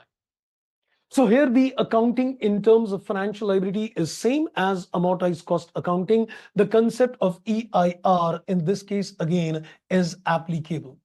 Equity is simply a balancing figure which rests in terms of tab number 1. And finally, you've seen that this amount in tab number 1 is ultimately transferred to the tab number 2 on conversion of the instruments. So when the cash is paid, this money in tab number 2 at that particular stage, when this money is paid, gets transferred in the capital reserve. If the shares are given, this money gets transferred to the security premium. So this money in tab 1 at the end of the day gets transferred in terms of tab 2 as well. So this is the entire accounting in a crux in terms of financial assets, financial liabilities, and compound financial instruments that takes care of one another major phase from the examination point of view on this particular standard. There's more to come, because now I just also need to do some quick discussions with you on the concept of derecognitions of financial assets and financial liabilities with you. But I think let's give you a break. I'm sure you need one. And then we'll continue after the break. So let's take a 10-12 minutes break at this stage and we commence back. So let's give you a quick break, friends, and we'll start back.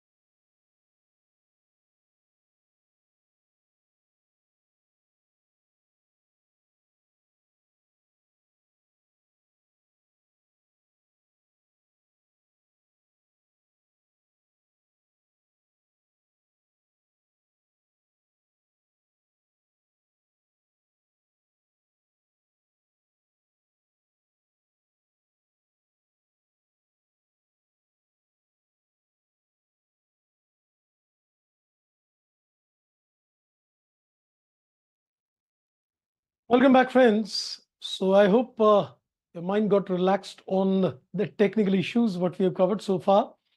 So let's take the journey forward.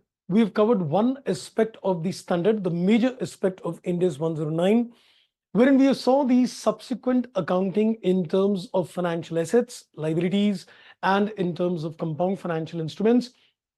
As I said, the other area of discussion is there are certain special issues, but not we can't discuss everything in just a class. So what I'm going to do, I'm just going to make a quick run through now on another concept, that is a derecognition of financial assets, because that's what I feel is a little tricky area where we need to get a little more understanding on the derecognition of financial assets with you. So let's go to the next area of discussion. Now, my next focus of area is what we call derecognition.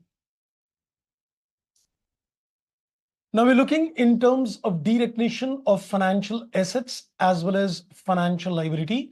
But I think the first focus is, of course, on derecognition in terms of financial assets.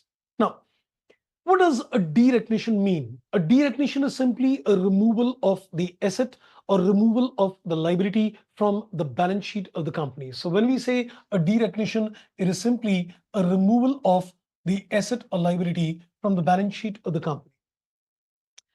Whenever I think in terms of derecognition, it always takes me down to the memory lane, what we studied in class 11th in terms of discounting of bill of exchange, wherein we saw the entries, bank gets a debit and the bill receivable gets a credit, and any discounting charges are taken in the P&L.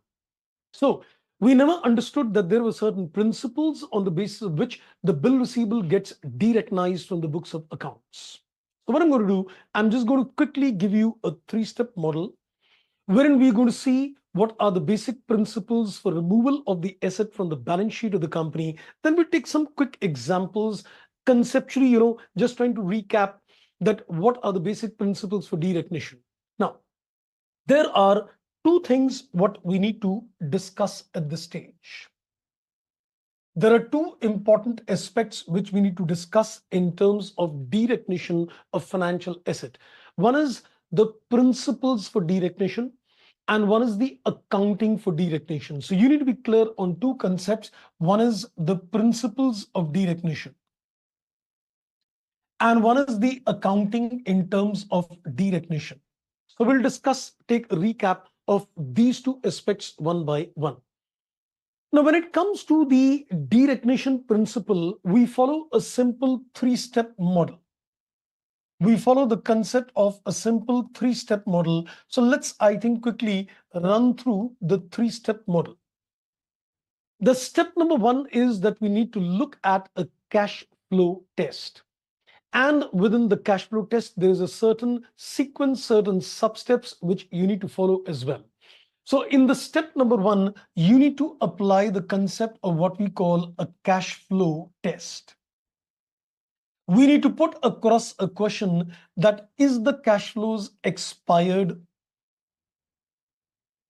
or is the cash flows transferred, or is it a case of what we call a pass-through arrangement?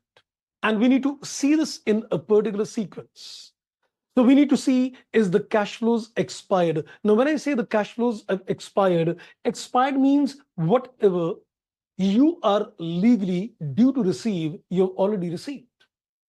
So you sit down and do a full and final settlement with your debtor, for example. It is a case of cash flows expired. Remember, sale of investment is not an expiry of the cash flow, but sale of investment is a transfer of the cash flow. When you sell the investment, when you sell the financial asset, you pass on the rights of that cash flows to another entity. So expiry means a clear-cut case of full and final settlement. So if you've done an F&F, a full and final settlement, it is a case of expiry. But when you say that it is a sale of financial asset, or maybe you have entered into a factoring agreement with another party, then it is all a case of transfer of cash flow. So when you read the question, you need to first of all identify that is it a case of expiry, or is it a case of transfer, or maybe it is a case of pass-through arrangement, which, if you remember, has got a total of three conditions. I think I'll not get into that pass-through arrangements at this stage. You can refer the detailed inputs what we've discussed in those 15 lectures where we've done a detailed discussion on a pass-through arrangement. So let's concentrate only on expiry as well as a case of transfer. If you say yes, the cash flows have been transferred, then it is time to go for a derecognition of the asset. If you say that I have done a full and final settlement, then it is time that you derecognize the asset from the books of accounts done. But if you say no, the cash flows have not expired, then it is time that you go to and see is the cash flows transferred or not. So when you look at the case where the cash flows have been transferred, if you say yes, the cash flows have been transferred, then expired, then it is derecognition. If they're not expired, C is a case of transferring the cash flow. If you say yes, the cash flows have been transferred, then I need to go to the step number 2. But if you say no, the cash flows have not been transferred, then you need to see whether it is a case of pass-through arrangement. So the main focus point, if we keep the pass-through arrangement aside, I just need to see that if I've sat down with my other party, did a full and final settlement, derecognition. If not, have you made a sale of the investment or have you entered into a factoring arrangement? You've transferred the cash flows and then you go to the second step, that is risk and reward test. And if you have not made a transfer, it could be a case of PTA, a pass-through arrangement. If yes, you go to step 2. If no, it cannot be derecognized. Now, this is step number 1. Now, let's go to the journey in terms of step 2. So let me put the step 2 further. So in terms of the step number 2, once you've taken care of the step number 1, then comes the step number 2 in terms of the principles. So in terms of the step number 2, what you need to do, you need to go to the risk and reward test. You need to go to the risk and reward test. We'll take examples also very soon on the permutation combinations too. So when you look at the risk and reward test, there are a total of 3 situations. It is not steps. It is not sub-steps. In step number 1, there were a total of 3 sub-steps. Is it expired? It's like sub-step A. If not, is it transferred? It is like sub-step B. If not, is it a case of PTA? But in terms of risk and reward, there are 3 kinds of possibilities. Either it is being substantially transferred, or it is being substantially retained, or it is neither a case of substantially transferred nor a case of substantially transferred. It's a mixed situation where you cannot say that you have transferred it substantially or you have retained it on a substantial level. If you say that yes, the risk and reward is substantially transferred, in this case, derecognition would take place.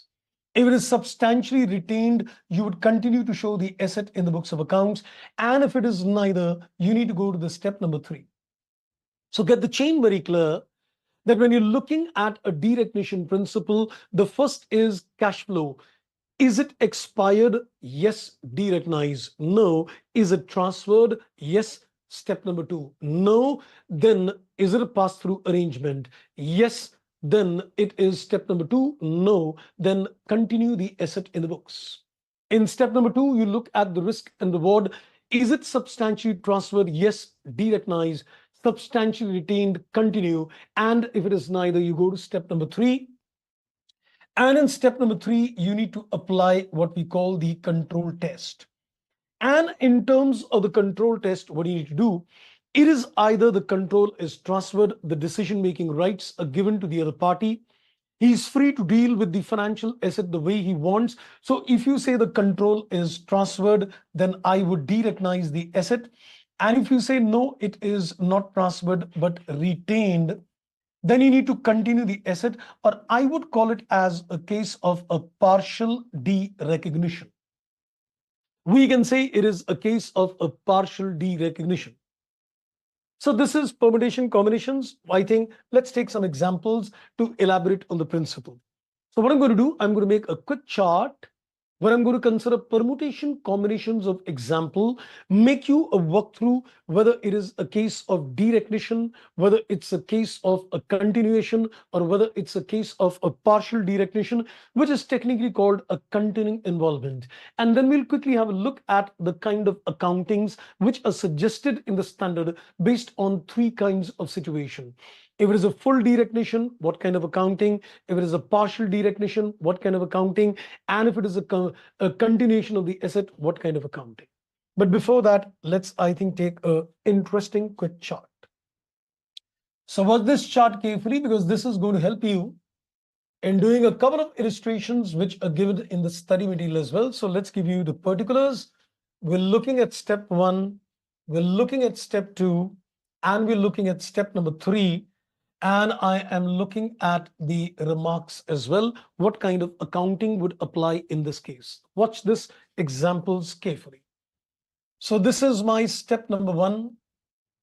This is my step number 2. This is my step number 3.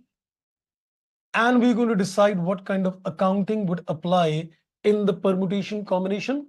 So let's take some permutation combinations, some basic combinations to certain advanced combinations in this case.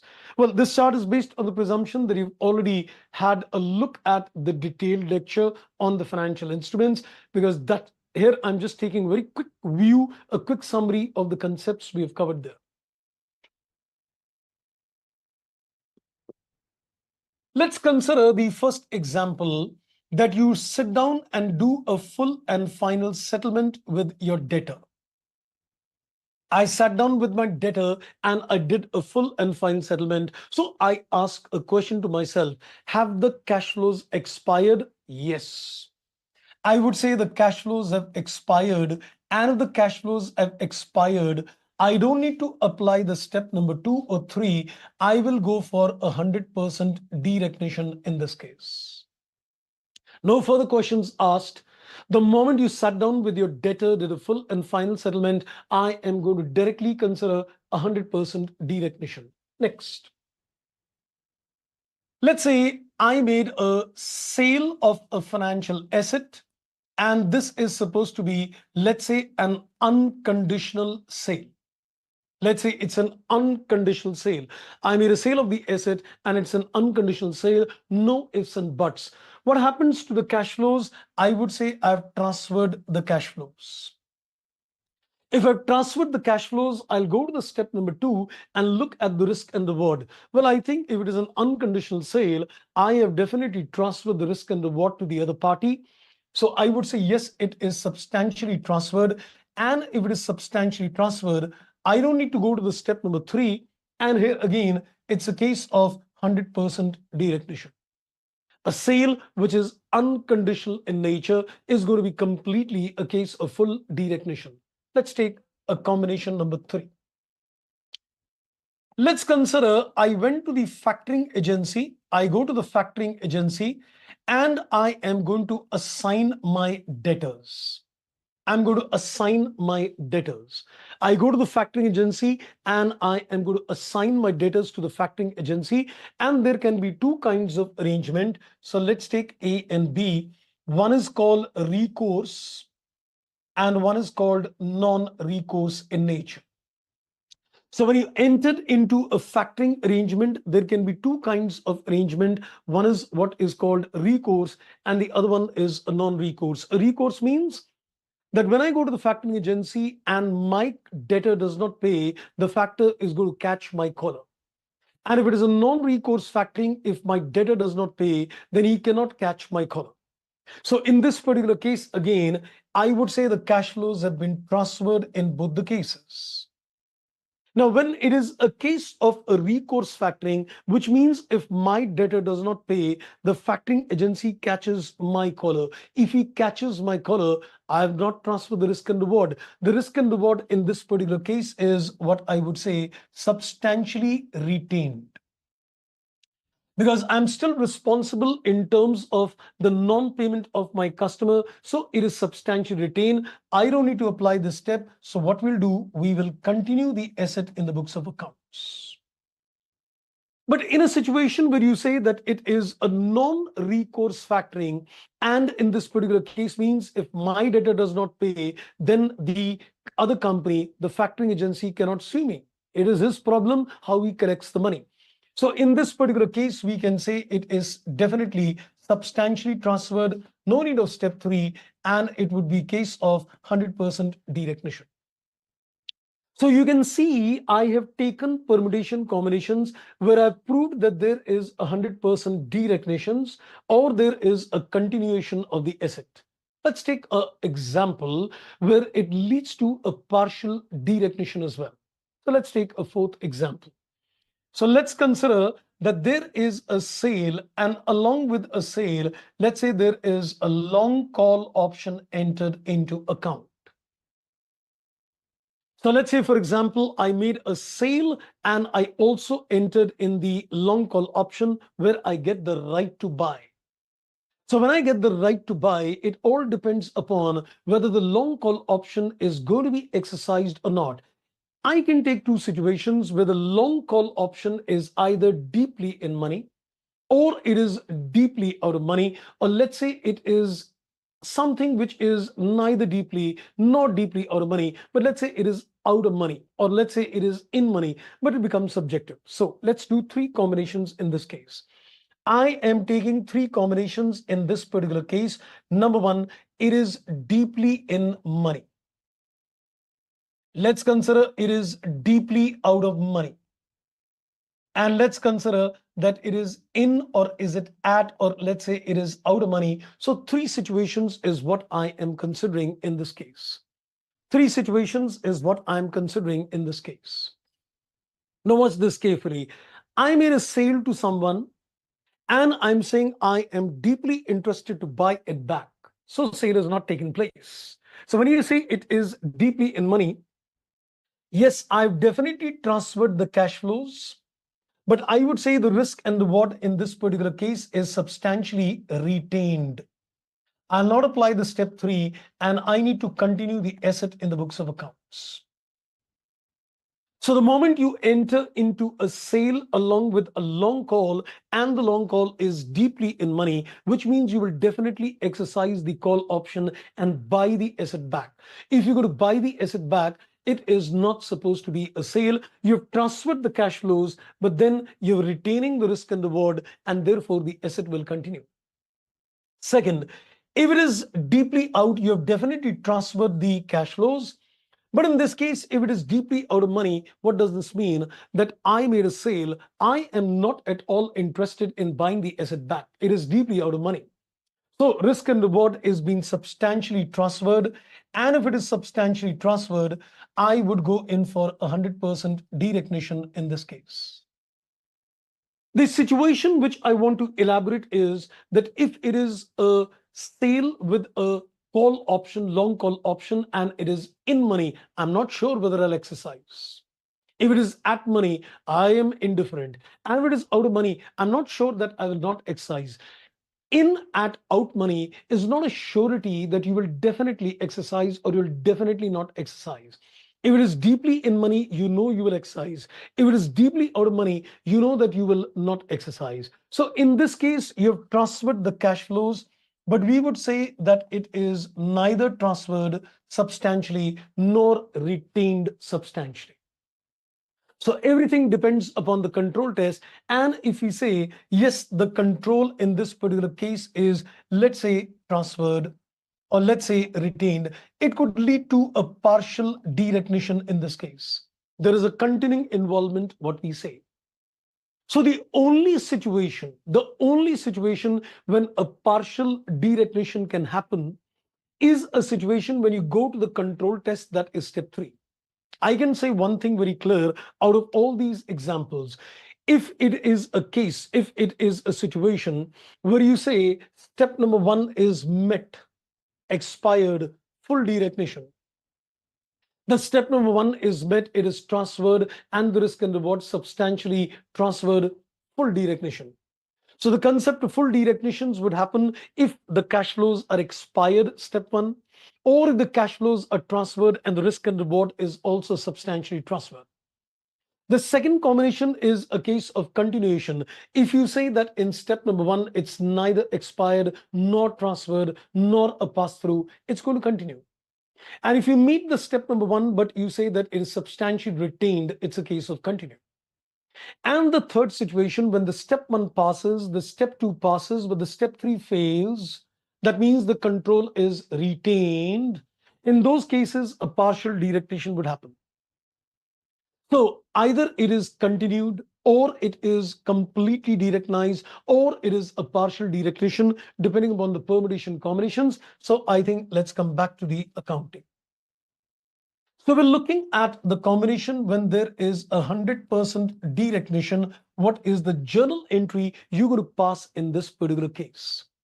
The journal entry which we will pass in this particular case is bank gets a debit, and the financial asset gets a credit, and any balancing figure, profit or loss, will be taken in the P&L. So when it is a case of a full derecognition, you are going to simply derecognize the asset at a book value, get the money in the bank. Any difference is a profit or loss, and that enters in the P&L. Second, if it is a case that you continue the asset in the books of accounts, you need to put the entry that is bank account debit. And instead of derecognizing the financial asset, you need to recognize a financial liability. Because whatever money you are getting from the customer, whatever money you're getting from the sale of the investment, it is a loan. It is not a case of derecognition. So this is going to be accounted later at amortized cost accounting. A bill of exchange which is discounted is a same case. When you discount a bill of exchange, you transfer the cash flows to the bank. But the risk and reward is still retained, because the bank can always catch your collar if the other party does not pay. So in this case, the entry for bill discounted under Ind AS is going to be bank account debit, and financial liability will be given a credit. The bill receivable cannot be derecognized from the books of accounts. And then comes the situation when it is a case of a partial derecognition. If it is a case of a partial derecognition, then it is an entry where we need to consider a continuing involvement asset. So the entry in this case is bank gets a debit. The financial asset also gets a credit, but you need to create a continuing involvement asset in this case. There is an illustration in the study. We've covered that also in detail in the lectures. And you also need to consider an associated liability as well. So the entry in case of partial derecognition is bank gets a debit, financial asset is derecognized, but then you consider a continuing involvement asset and an associated liability to the extent of your involvement, and any balancing figure gain or loss in this case is again taken in the profit and loss. So moral of the story, that if it is a case of a full derecognition, I think I'd just like to map that as well.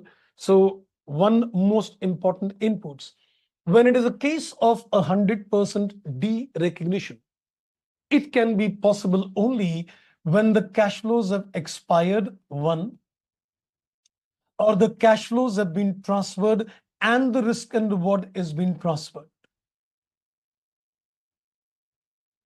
So there are two combinations when a full derecognition would take place. A full derecognition will take place: one, you transfer expired cash flows are expired.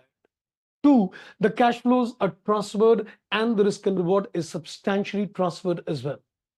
The case when you continue the asset in the books of accounts is that the cash flows are transferred, but the risk and reward is not transferred. Therefore, it becomes a case of risk and reward not transferred, becomes a case that you continue the asset.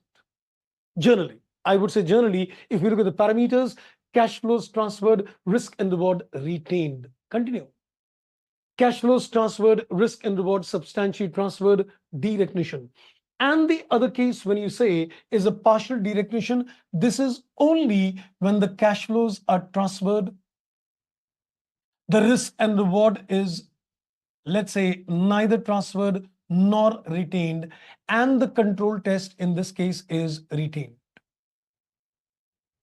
So it is only a situation when you reach the step 3. Remember, it is only a situation when you reach the step number 3 that this becomes a case that you are failing a control test. It's a case of partial derecognition. If you don't reach the step number 3, you are within step 1 or 2. It'll be either a full derecognition or a continuation. It is only when you reach a step number 3 and you fail the step number 3, then it becomes a case of a partial derecognition, a continuing involvement in this case. So that was a quick view in terms of derecognitions of financial assets. Now, before we take your queries, I think I want to first discuss the derecognition of financial liabilities. Then I think the last half an hour will open your queries as well. So let's now go on to the inputs in terms of derecognition of financial liabilities. Now, this is crucial because here again, many students tend to falter in this particular case. So I think let's give you a little insight carefully, because this is one area where there are a couple of illustrations in the study mat as well. I think a few questions have come in exams as well. Now, when it comes to the concept of derecognition of financial liabilities, the main concept what we face is SDR, strategic debt restructuring. You enter into an arrangement with a bank and you are unable to pay, and you request the bank to restructure the debt, and that is called a strategic debt restructuring. The terms and conditions by the bank would undergo a change, and we need to decide in this particular case whether it is a case of what we call extinguishment accounting or a case of modification accounting. So in this particular case, when you do an SDR, the first thing you need to decide is that is it a case of extinguishment accounting? Do we apply an extinguishment accounting, or do we apply what we call a modification accounting? So you need to first of all take a call that which kind of accounting would apply, and then comes the implication which accounting is done how. So let's get two things clear. Number one, how to decide which accounting would apply. And that is all based on a 10% test. So when you decide this accounting, everything is based on what we call a 10% test. And then once you've decided it is a modification or extinguishment accounting, how do you deal with that kind of accounting? So let's first focus on the 10% test. Let's first focus on the 10% test. So my focus is you are first deciding. You're not doing accounting, you're deciding. You're only deciding that do we apply an extinguishment or do we apply a modification accounting? So you got to apply a simple 3 steps in order to decide which particular accounting would trigger. Step number 1, you need to organize the present value of cash outflows based on existing terms. You need to calculate whatever is the present value of the remaining cash flows based on the existing terms. So you got to consider the remaining cash flows based on existing terms and take a present value of the same. Now, when you consider the present value for the same, okay, I think Abrakesh, you said derecognition is for any financial asset or only financial instrument. Well, it is for financial assets and financial liabilities both. So derecognition is applicable to all financial instruments, asset, liability, both into account. Okay, so when you consider the present value in this case, the present value is going to be computed based on original EIR. That's the focus point. So in step number 1, when you go to calculate the present value of the remaining cash flows, which is based on the existing terms, you need to consider the original EIR. Then you got to consider the present value of the cash outflows based on the new terms. And that also, of course, is the remaining cash flows only. So it's like calculating the cash flows based on existing terms, calculating the cash flows based on the new modified terms. And here also, the present value is going to be discounted at original EIR itself. That's the focus point. You need to consider the same discounting rate for the existing cash flows as well as for the new cash flows. And then you compare the step number 1 versus the step number 2 and get the percentage change. You need to get the percentage change, compare the difference between these two values and get what is the percentage change. If the percentage change is 10% or more, then in this case, extinguishment accounting would apply. And if it is less than 10%, if the change is less than 10%, then in that particular case, modification accounting would apply. So your 10% test will decide the fate whether we are applying what kind of accounting. So when you see a question on a debt restructuring, you need to first of all take a call, apply a 10% test, get the cash flows based on original terms, get the cash flow based on new terms, discount both of them at the original EIR itself, and then see the percentage variation. If the variation is 10% or more than 10%, it seems a material change. And if it is a material change, then extinguishment accounting would apply. But if it is below 10%, then a modification accounting would apply. Next. Once you've taken a call on the kind of accounting, then it is time to decide how does a modification and how does an extinguishment accounting apply. So let's see how would an extinguishment accounting and how would a modification accounting take place. If you've decided on the basis of a 10% test that there is an extinguishment accounting, what we're going to do, the financial liability, the old financial liability in the books of accounts will be given a debit. You will derecognize the old financial liability in the books of accounts and you will take a credit for the new financial liability. And this new financial liability is going to be recorded at a fair value. This is the fair value which will be based on the new EIR. So when you go to calculate this fair value, you go to calculate this fair value based on the new effective interest rate. The old financial liability is going to be recorded at a book value. You'll debit the old financial liability at a book value. The new financial liability will be given a credit at the fair value, which is based on the new effective interest rate. And any difference in this entry is going to be taken in the P&L. That's again a loss arising on a derecognition. As simple as that. So when it is a case of extinguishment accounting, it is basically a derecognition, a removal from the books of accounts. Debit the old financial liability at a book value, credit the new financial liability at a fair value. Any difference is again a loss arising on a derecognition, and that's taken in the P&L. On the other hand, if a modification accounting arises, the financial liability will continue in the books of accounts. We're not going to make any changes in this case, except if there is any TC. If there is any TC, what we will do, we will reduce the TC from the financial liability. Due to the restructuring, if there is any transaction cost which is incurred, we will make a reduction of that TC from the financial liability. And the moment you do that, it will trigger the calculation of new EIR for subsequent accounting. Because if you reduce the TC from the existing financial liability, then in that particular case, you need to recompute an effective interest rate and then the subsequent accounting will follow. That's the only thing which you need to do in this case. So that was a quick view in terms of derecognition of financial assets and derecognition of financial liabilities to give you a very quick view on the same. Okay, so there are some special issues also, but I think we may not be able to discuss everything as I said mentioned earlier as well.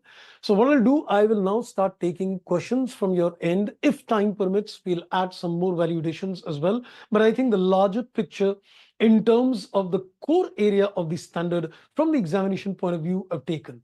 Though there are aspects in terms of impairment, there are aspects in terms of embedded derivatives, there are aspects in terms of hedge accounting as well. But all that, of course, is a time-consuming process. So you would have watched the detailed lecture. So I think what I'm going to do now, I'm going to take your questions at this stage. So let's, I think, open the gateways to you. So you can start asking questions if you've got at this stage.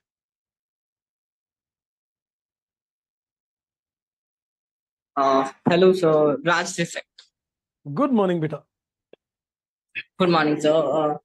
So my question is that when the processing accounting treatment of processing fee in case of undisbursed loan, Okay. Okay. when the drawdown is not probable. Okay. So basically, I'll give you a net treatment in terms of processing fee like this. I think let's give you because there can be lots of various combinations, but I think I'll go with the examination perspective and give you the basic crux treatment of a processing fee. So when I'm looking in terms of the processing fee, my mind is working on a financial liability and my mind is working on a financial asset, and this is being accounted at AC. I think I have all the reasons to believe, and you would also agree, that as far as a loan is concerned, it'll definitely be a financial asset at AC, and it'll definitely be a financial liability at AC itself. Now, what do I need to do? If I'm looking at a financial asset at AC, when I do the initial recognition, when I'll do the initial recognition in this particular case, or let's first take this one, in terms of financial liability. So when I'm going to do the initial recognition, trust me, I'm going to treat this just Reduce. like a TC. I'll Yeah. reduce, yes. So what I'll do, I will take the fair value minus the TC. And let me ask you, will this trigger the calculation of EIR? Yes. Yes. And in terms of financial assets as well, what I will do, I will do the And same treatment. I will same. reduce so I think I've written TC. Let me just write down processing fee. So I'll reduce the processing fee from here. I'll reduce the processing fees from here as well. And will this also trigger the calculation of EIR? Yes, of course. Okay, now I think coming to your question, what do you want to ask further?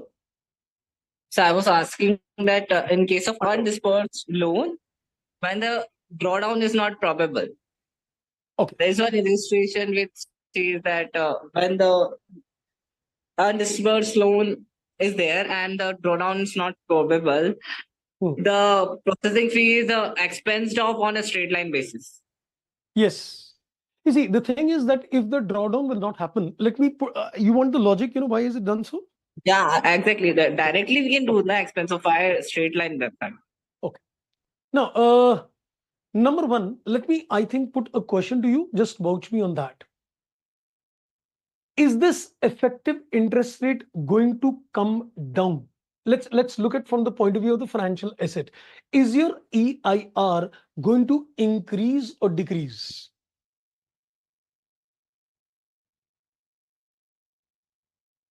Once you reduce the processing fee from the initial recognition, what do you think the EIR will push up or push down? Up, Everything depends on that. Yeah, up. very good. So this will definitely increase. So do you agree that indirectly I am amortizing the processing fee in the ratio of finance income? Agreed? Yeah, agreed. Yes. So in this particular case, when I know that the money has been drawn by the other party, then in this particular case, I should spread over that processing fee over a period of time. Now the question rises that if the drawdown will not happen, I have already received the money, right? And if I've already received the money, can you make projections of the interest incomes in those cases? The other fellow is not even going to draw the money, but I've got the processing fees, right? So would you be able to amortize it on the basis of any interest income? What do you say? Or straight line is the only logical answer? I'm thinking that we can directly expense it off, right, rather than going on straight line. Because if you can draw a projection, if we can't make projections of the income, Correct. rather than going for a straight line, we can directly expense it off, right? No, it's not a matter of expense of, it's an income from this point of view. Oh, so sorry. Yeah. That's from this point of view, we can consider it as a thing. Yes. So in this particular case, I think, the benefit cannot be attributed one time. The benefit has to be spread over the period of the loan. Because at the end of the day, your income is not a one-time income. What we used to do in IGAP, we used to actually consider this as entire income in one go in the year in which it was collected. But Ind AS definitely recognizes that it's not a one-time income. It is going to be definitely spread over the period of the loan. So I would say if you know the projected finance incomes, you would spread it, you would take it as a part of the EIR calculation, and indirectly it gets spread over in the form of interest income. But if the drawdown is not probable in that case, I think straight line is the only logical answer. I don't see any other possible base of amortizing it.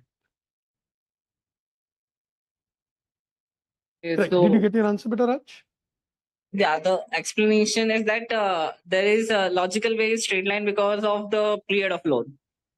Yes, because you see, in any case, if we say that drawdown is not probable and you want to book it entirely in a single go, I think that's a dangerous accounting, because the possibility of drawdown may change over a period of time. So you would have booked an excess income in one go itself. So I think the logical view, unlike what is there in IGAP, where they consider it to be a one-time income, in terms of Ind AS, it's never a one-time income. It's a case of spread over in all cases put together. Thank you, sir. You're welcome. Yes, beta Abhirakesh. Good morning, sir. Sir, Good morning, beta. my question is with respect to demerging of the financial liability.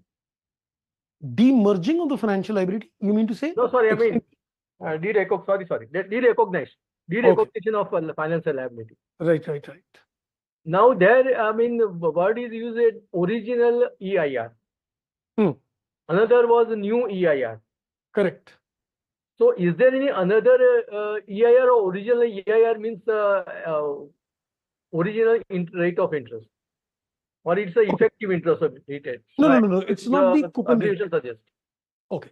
Number one, when I'm saying EIR, we've already discussed when does a EIR trigger.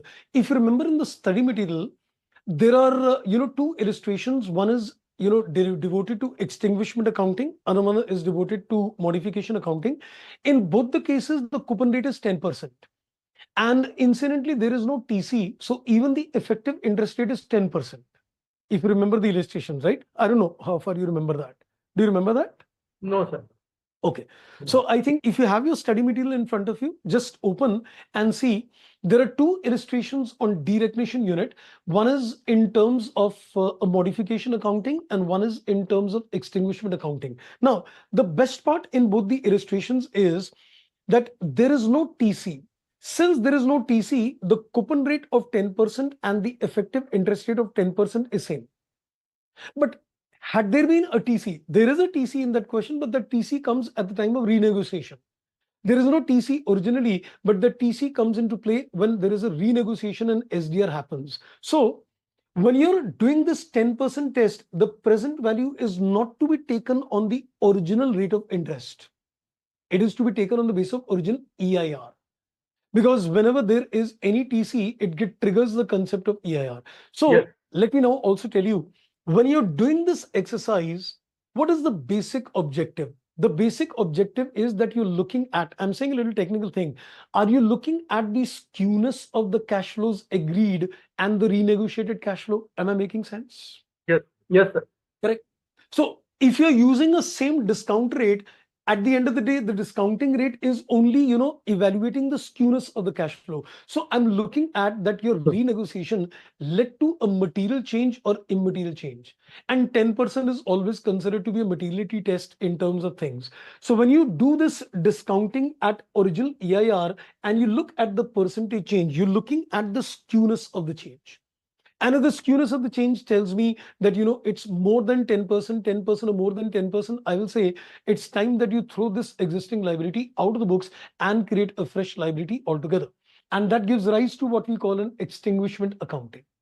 But if you say that the changes are quite immaterial in nature, it's below 10%, then we don't want to touch the existing financial liability and we continue the liability in the books of accounts. So any kind of TC which you're going to pay is going to be only adjusted at that stage, and you would continue with the new effective interest rate in that case. So coupon rates will have no role to play here, because we'll always consider evaluations based on effective interest rate. Okay. So third rate is the coupon rate. One is coupon rate, another is original EIR if there is a TC or discounting, and another is a new EIR for calculating percentage. Correct. So let me just give you a little clarity further as well, just to avoid any confusions. Let's say this is the financial liability ledger, or let's say it's a financial asset ledger, whatever. So let's say it is a financial liability. So what do? You record bank. This is fair value minus the TC. Now, whenever you record a finance charge, it is on EIR. Whenever you record the payment, it is always on the coupon rate. Yes. And this coupon rate never enters the P&L. It never enters the P&L. You know, coupon rate is just like a contractually agreed inflow, contractually agreed outflow. Okay. Yes. Similarly, just to be on a very safe side, let's say if I'm considering a financial asset, in this case, again, when you're considering a financial asset, you will take bank, and this will be fair value plus the TC. Yes. You will take the finance income, which will be on EIR. Yes. And you will take the receipt in bank, which is again going to be a coupon rate. Yes. And this coupon rate will also never enter the P&L. So coupon rate, you know, I remember when we were school, we used to say 5% debenture. So we used to say 5% is the interest rate to be taken to the P&L. Yes. Can I say today 5% debenture has got no meaning? I'll just convert that into absolute figure, and that represents the bank figure to me. The interest rate is not 5%. Interest rate is the EIR to be taken to P&L for charge or income, whatever. Yes. Correct. Okay. One more thing, sir, it's regarding extinguishment of liabilities in connection with these only. Now, do we mean extinguish means it's only transfer from one type of liability to another type, or it can be a repaid liability also? Because the entry shown is old liability debit to new liability credit. Correct. Based on the 10% test. Right. Okay. So, I mean, extinguish means just, I mean, from one type of liability to the reverse type of liability, or there can be a old liability debit to bank account for payment of the liability. Does extinguishment means that? Okay. If you ask me, extinguishment accounting is real derecognition, removal of liability from the books of accounts. Let me now tell you one thing. I have discussed a special agenda called SDR. Let's not talk SDR. Let's talk of full and final settlement. If it is a full and final settlement, the entry will be financial liability debit and bank gets a credit. Okay, got you. I think maybe SDR, yes. Okay, so with respect to that only we are discussing. Okay, thank you, sir. Yes. So if you're looking at a normal settlement of a liability, the entry is financial liability debit, bank gets a credit. Correct, agreed. But this is in specific only to strategic debt restructuring. But what you're saying is correct if it is a normal settlement. Yes. Okay. Thank you. Got it. You're welcome. Okay, more questions from your side, Raj, Abrakesh. Otherwise, I'll take some time to give you some more inputs. Maybe we can quickly get some discussions on impairment. We have some time. So you want me to do some discussions on quick review on the impairment part? Yes. Okay, great. Do. Wonderful indeed. So I think let's utilize a little more time and let's do a little lot discussions on impairment. That's a little, a good, interesting area to me. So I think I'll utilize that 10-15 minutes in terms of explaining that. So let's go to the last area of a discussion, and that is impairment of financial assets. Now, this is again one area where people tend to get confused and it's complicated and people do some wonders. My advice is please do look at the detailed lecture which I've taken on impairment earlier session. Right now, I'm just doing a very quick overview of the concept. But if you want to get some more detailed insights, please refer the detailed video which is available on YouTube. Now, when I look at the concept of impairment, I apply a simple 3-step model in terms of understanding the impairment aspect. Step 1, step 2, and step 3. So we're going to apply a simple 3-step model in terms of doing the impairment testing. Now, we all know that there are basically 2 kinds of assets in the balance sheet. One is called a financial asset and one is called a non-financial asset. And therefore, there are 2 standards on impairment testing. One is Ind AS 109, which typically talks of impairment on financial assets, and one is Ind AS 36, which typically talks of impairment on non-financial assets, but there are exceptions. I'll not get into that. So at the first stage, you need to see that are you within the scope of the standard or not? Because as I said, you can categorize your assets into two broad categories. So we can say that there is either a financial asset or there is a non-financial asset. If it is a non-financial asset, then the impairment testing would take place per se under Ind AS 36. And if it is a financial asset in this case, then the impairment testing comes under Ind AS 109. So you would be within the scope of this particular standard. So at the first instance, you need to see that yes, there is a financial asset in case.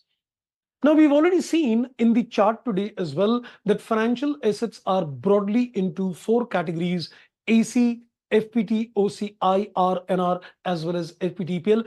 And let's make it very clear that when you're looking in terms of impairment testing, financial assets at AC and financial assets at FPT, OC, IR, they are covered under impairment testing. If you've got FPT, OC, NR, or if you've got FVTPL, impairment testing is not applicable to these particular financial assets. So we zeroed on one simple thing, that when I am looking at step number one, I'll say, okay, is it a financial asset measured at AC or measured at OCIR, that's a debt investments, then I am within the scope of this standard. Let's go to the step number two. Now, once you've decided that you are within the scope of the standard in terms of step two, you need to basically decide an approach. And we know that there are a total of 3 approaches which are given in the standard, but we're looking at only 2 approaches from the examination point of view. One is called a journal approach and one is called a simplified approach. So we need to zero down on the fact that are we using a journal approach or are we using a simplified approach in terms of doing impairment testing. Now, the second thing what comes to the mind is that is this journal and a simplified approach a matter of choice or a matter of compulsion? Well, it's a matter of compulsion. You're not free to decide that I will use a journal approach or I will use a simplified approach. A simplified approach is only generally used in terms of account receivable when there is no significant financing component in the trade receivable. Because you know that as per Ind AS 115, when you make a sale to the customer, there might be a significant financing component. So if your debtors includes a significant financing component, a simplified approach cannot be used. A simplified approach can be used only when the trade receivable, account receivable has got no significant financing component. So we can say by default, we are always required to use a journal approach itself. Now, what is the difference between a journal approach and a simplified approach is looking at the changes in the credit risk. Has a significant changes in a credit risk taken place or not? Because we know that in terms of step number two, we need to basically see, that if there are changes in credit risk, rather we can say if there are significant changes in the credit risk, accordingly, we need to decide that do we apply a 12 months ECL approach or do we apply a lifetime ECL approach? So the seventh step is basically focusing on evaluation of the credit risk, whether the credit risk has significantly undergone a change or not. So in this particular case, as far as a simplified approach is concerned, we do not need to consider any significant changes. Let me put it like this, credit risk. So there is no need to evaluate any credit risk changes. The simplified approach makes the life very simple that you have to use a lifetime ECL only. So there is no need to track any kind of credit risk changes in a simplified approach. You are supposed to, on a mandatory basis, apply a lifetime ECL approach only. So it saves me the trouble of evaluating whether we need to use a 12 months or a lifetime ECL. In this case, it is always a lifetime ECL. You are not required to do any credit risk assessment, whether the credit risk changes have taken place major or not. But when it comes to a journal approach, you are required to make a study of the credit risk changes at each balance sheet date. You need to sit down on the balance sheet date, see at the inception what was the credit risk, see at the balance sheet what day is the credit risk. Is there a significant change in the credit risk taken place? If the credit risk does not change significantly, you use a 12 months ECL. That means you look at the probability of default in the next 12 months from the balance sheet date. But if the credit risk has significantly undergone a change, in those particular cases, you need to apply a lifetime ECL. So the credit risk changes is to be evaluated, and accordingly, you need to decide that if there are not much changes, you use a 12 months ECL. And if it is supposed to be a lot of changes, significant changes, we need to use a lifetime ECL. In the examination point of view, we are not required to do any credit risk assessment. The impact of the credit risk assessment is very clearly stated in the exam. So they will clearly tell you if it is a simplified approach, I am using lifetime by default. If it is a journal approach, the question will clearly tell you whether the significant changes have taken place or not. Now, one more thing which you need to be cautious on at this particular stage, which I would like to pinpoint at this stage. This is regarding the journal approach. As far as the journal approach is concerned, when you do a credit risk assessment, you will see that you either fall in a stage 1, or you fall in a stage 2, or you fall in a stage 3. So we can say stage 1 is where you use a 12 months ECL, and stage 2 is when you use a lifetime ECL, and stage 3 is also where we use a lifetime ECL. So if there is a significant change in credit risk, you could move here or you could move here.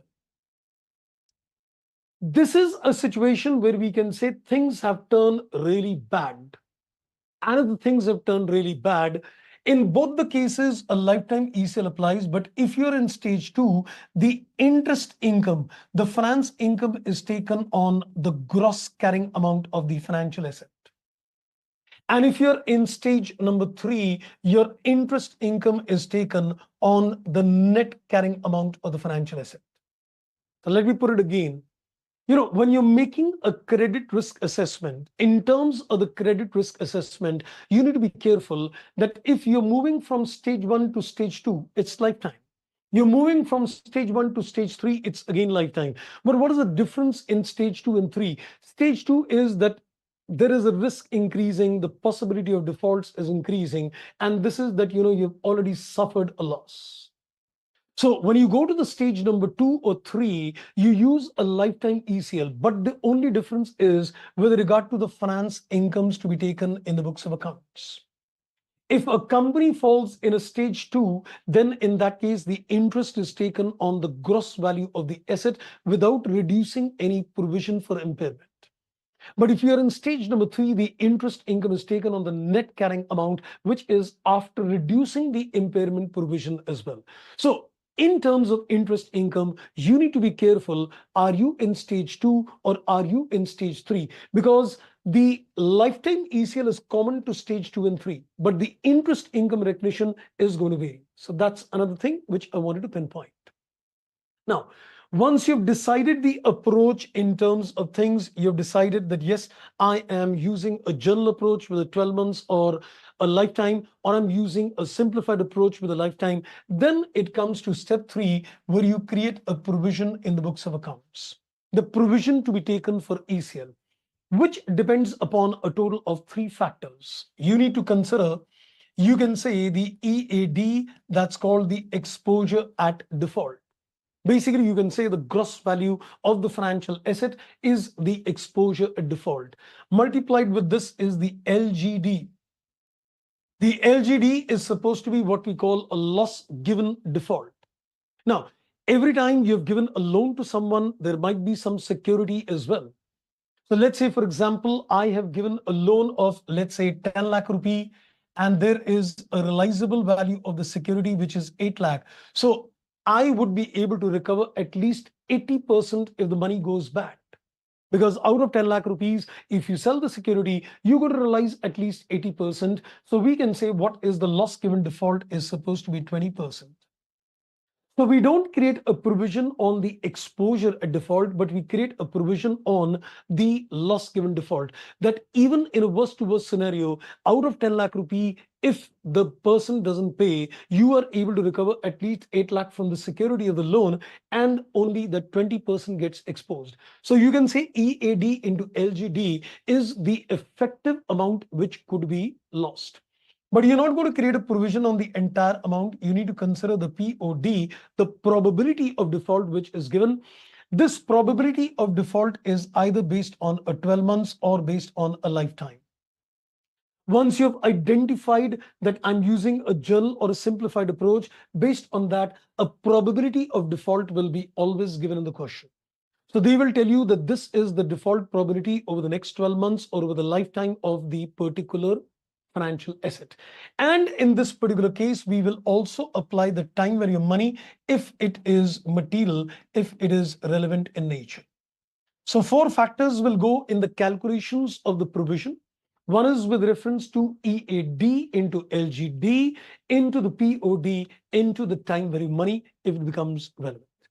Yes, I think Raj, you've got a question, beta. Please go ahead. So I was asking if it is in stage 3, the EAD will be gross or net? If you're in stage number 3, how do you calculate the provisioning amount? Gross. Yeah. Gross. EAD will be at net, gross only. Yes, but generally, I'll tell you what we do in a practical life is that if you're in stage number 3, what do? We will take out that amount which is going to be bad debt, 100% provisioning on that if there is no realizable value. Exactly. Yes, and you will take the remaining portion of the EAD. So we're not going to calculate the entire figure as a whole. So you will say, okay, out of 10 lakh, 2 lakh is non-recoverable, 100% provision on 2 lakh, and then let's take this as 8 lakh. So EAD is net now. EAD will be In a way, taken you as can net. say net. Yes, if I'm going to do 2 separate calculations, this will be for stage 2 portion and the remaining will be for stage 3. So if you're indirectly saying that this is the only stage 2 amount, I would say yes. Stage 3 amount, directly net. Yes, because as far as stage 3 amount is concerned, I'll do a separate calculations. I will take the probability of default 100%. Full provisioning will be done. So Okay. effectively, you can say, yes, this EAD is going to be the stage 2 amount, not the stage 3. So if you want to say it as a net amount, I don't mind. But then it's not net of stage 2 amount. It's a net of stage 3 amount. Yeah. Correct. Which is credit impaired, we will ignore the credit impaired. Yes, whatever is the credit impaired relating to stage 3, throw this amount EAD minus that credit impaired amount. Agreed. Thank you. You're welcome. Yes, Pidabresh. Sir, what is the full form ECL? Evaluation of C stands for what? I mean, ECL. E is the expected Exposure. credit loss. Because when you're looking at ECL expected credit loss, you're looking at what is expected that you will not receive. Because ECL is based on expectations. Okay. There is a 2 model. One is called incurred loss model, which was there in accounting standards IGAP, that losses already occurred. This is expected. Okay, thank you, sir. You're welcome.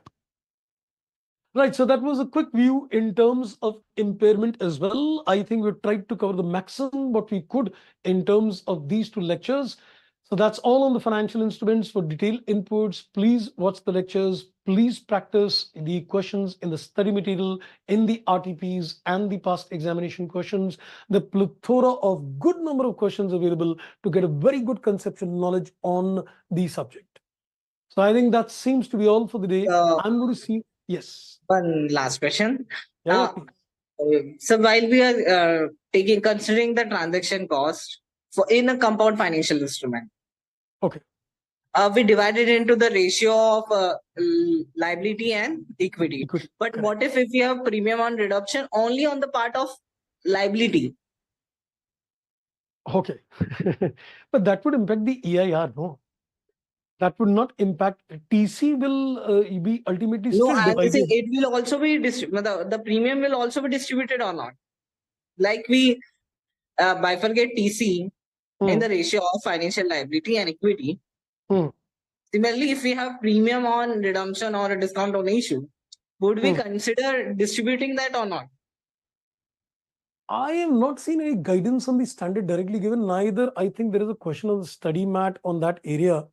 But to my mind, it should relate to financial liability component only, because the redeemable portion is only the FL portion. So TC can relate to both of them, but premium on redemption would relate only to the redeemable portion. So to my mind, logically, it should be relating only to FL impacting EIR. It cannot be split between FL equity. That's what I logically feel. We can also further say that if the premium is calculated for equity as well. But that can't be possible. You see, if you're saying there is a premium on redemption. If we are saying that we will give premium on redemption, and that redemption will also applicable for issuing equity shares. But how can premium and redemption calculations? I mean to say that, for example, 1 lakh amount premium will be 10%, so 1 lakh 10,000, and if you are converting, you will get the share of, for example, 50-50%. So 5 lakh 5,000 is that, and 5 lakh 5,000 is for equity. So equity is also now, we can say, it's a premium. I would still differ on that. You see, you might be paying a premium on the entire proceeds. That's what you want to stress, right? Yeah. But nevertheless, even if you're paying a premium on the proceed, effectively it is being paid on the redeemable portion, right? Yeah. And if it is redeemable portion, I think it should relate to the FL, not to the equity. Okay. That's what I logically feel. I've not seen something of that sort, but I think, TC is something, you could raise funds through equity, you incur that money. You could raise funds through debt, you could incur that money. But premium on redemption is related only to the obligation part. Equity is not the obligation part. So I think you may express it as a percentage of the total proceed. But nevertheless, it doesn't mean that it relates to debt equity both. It should relate effectively only to debt. Similarly for discount as well, that it will relate to financial equity. Yes, I think so, yes. TC can relate to both the components, but not a discount, but not a premium. That should be relating only to the FL component. Okay, sir. Thank you. You're welcome, madam. Right, so I think that brings us to the end of the things today. So I will be joining you back on Saturday with another interesting standard, quite a complicated one, though we spent some good time on that. We'll be covering Ind AS 103 on Saturday morning. So that's all for the day. Thank you for joining. Bye-bye and take care. Thank you, sir. Bye. Thank you. Thank you so much. Thank you, Manish. Haji, thank you so much. Thank you. Same to you.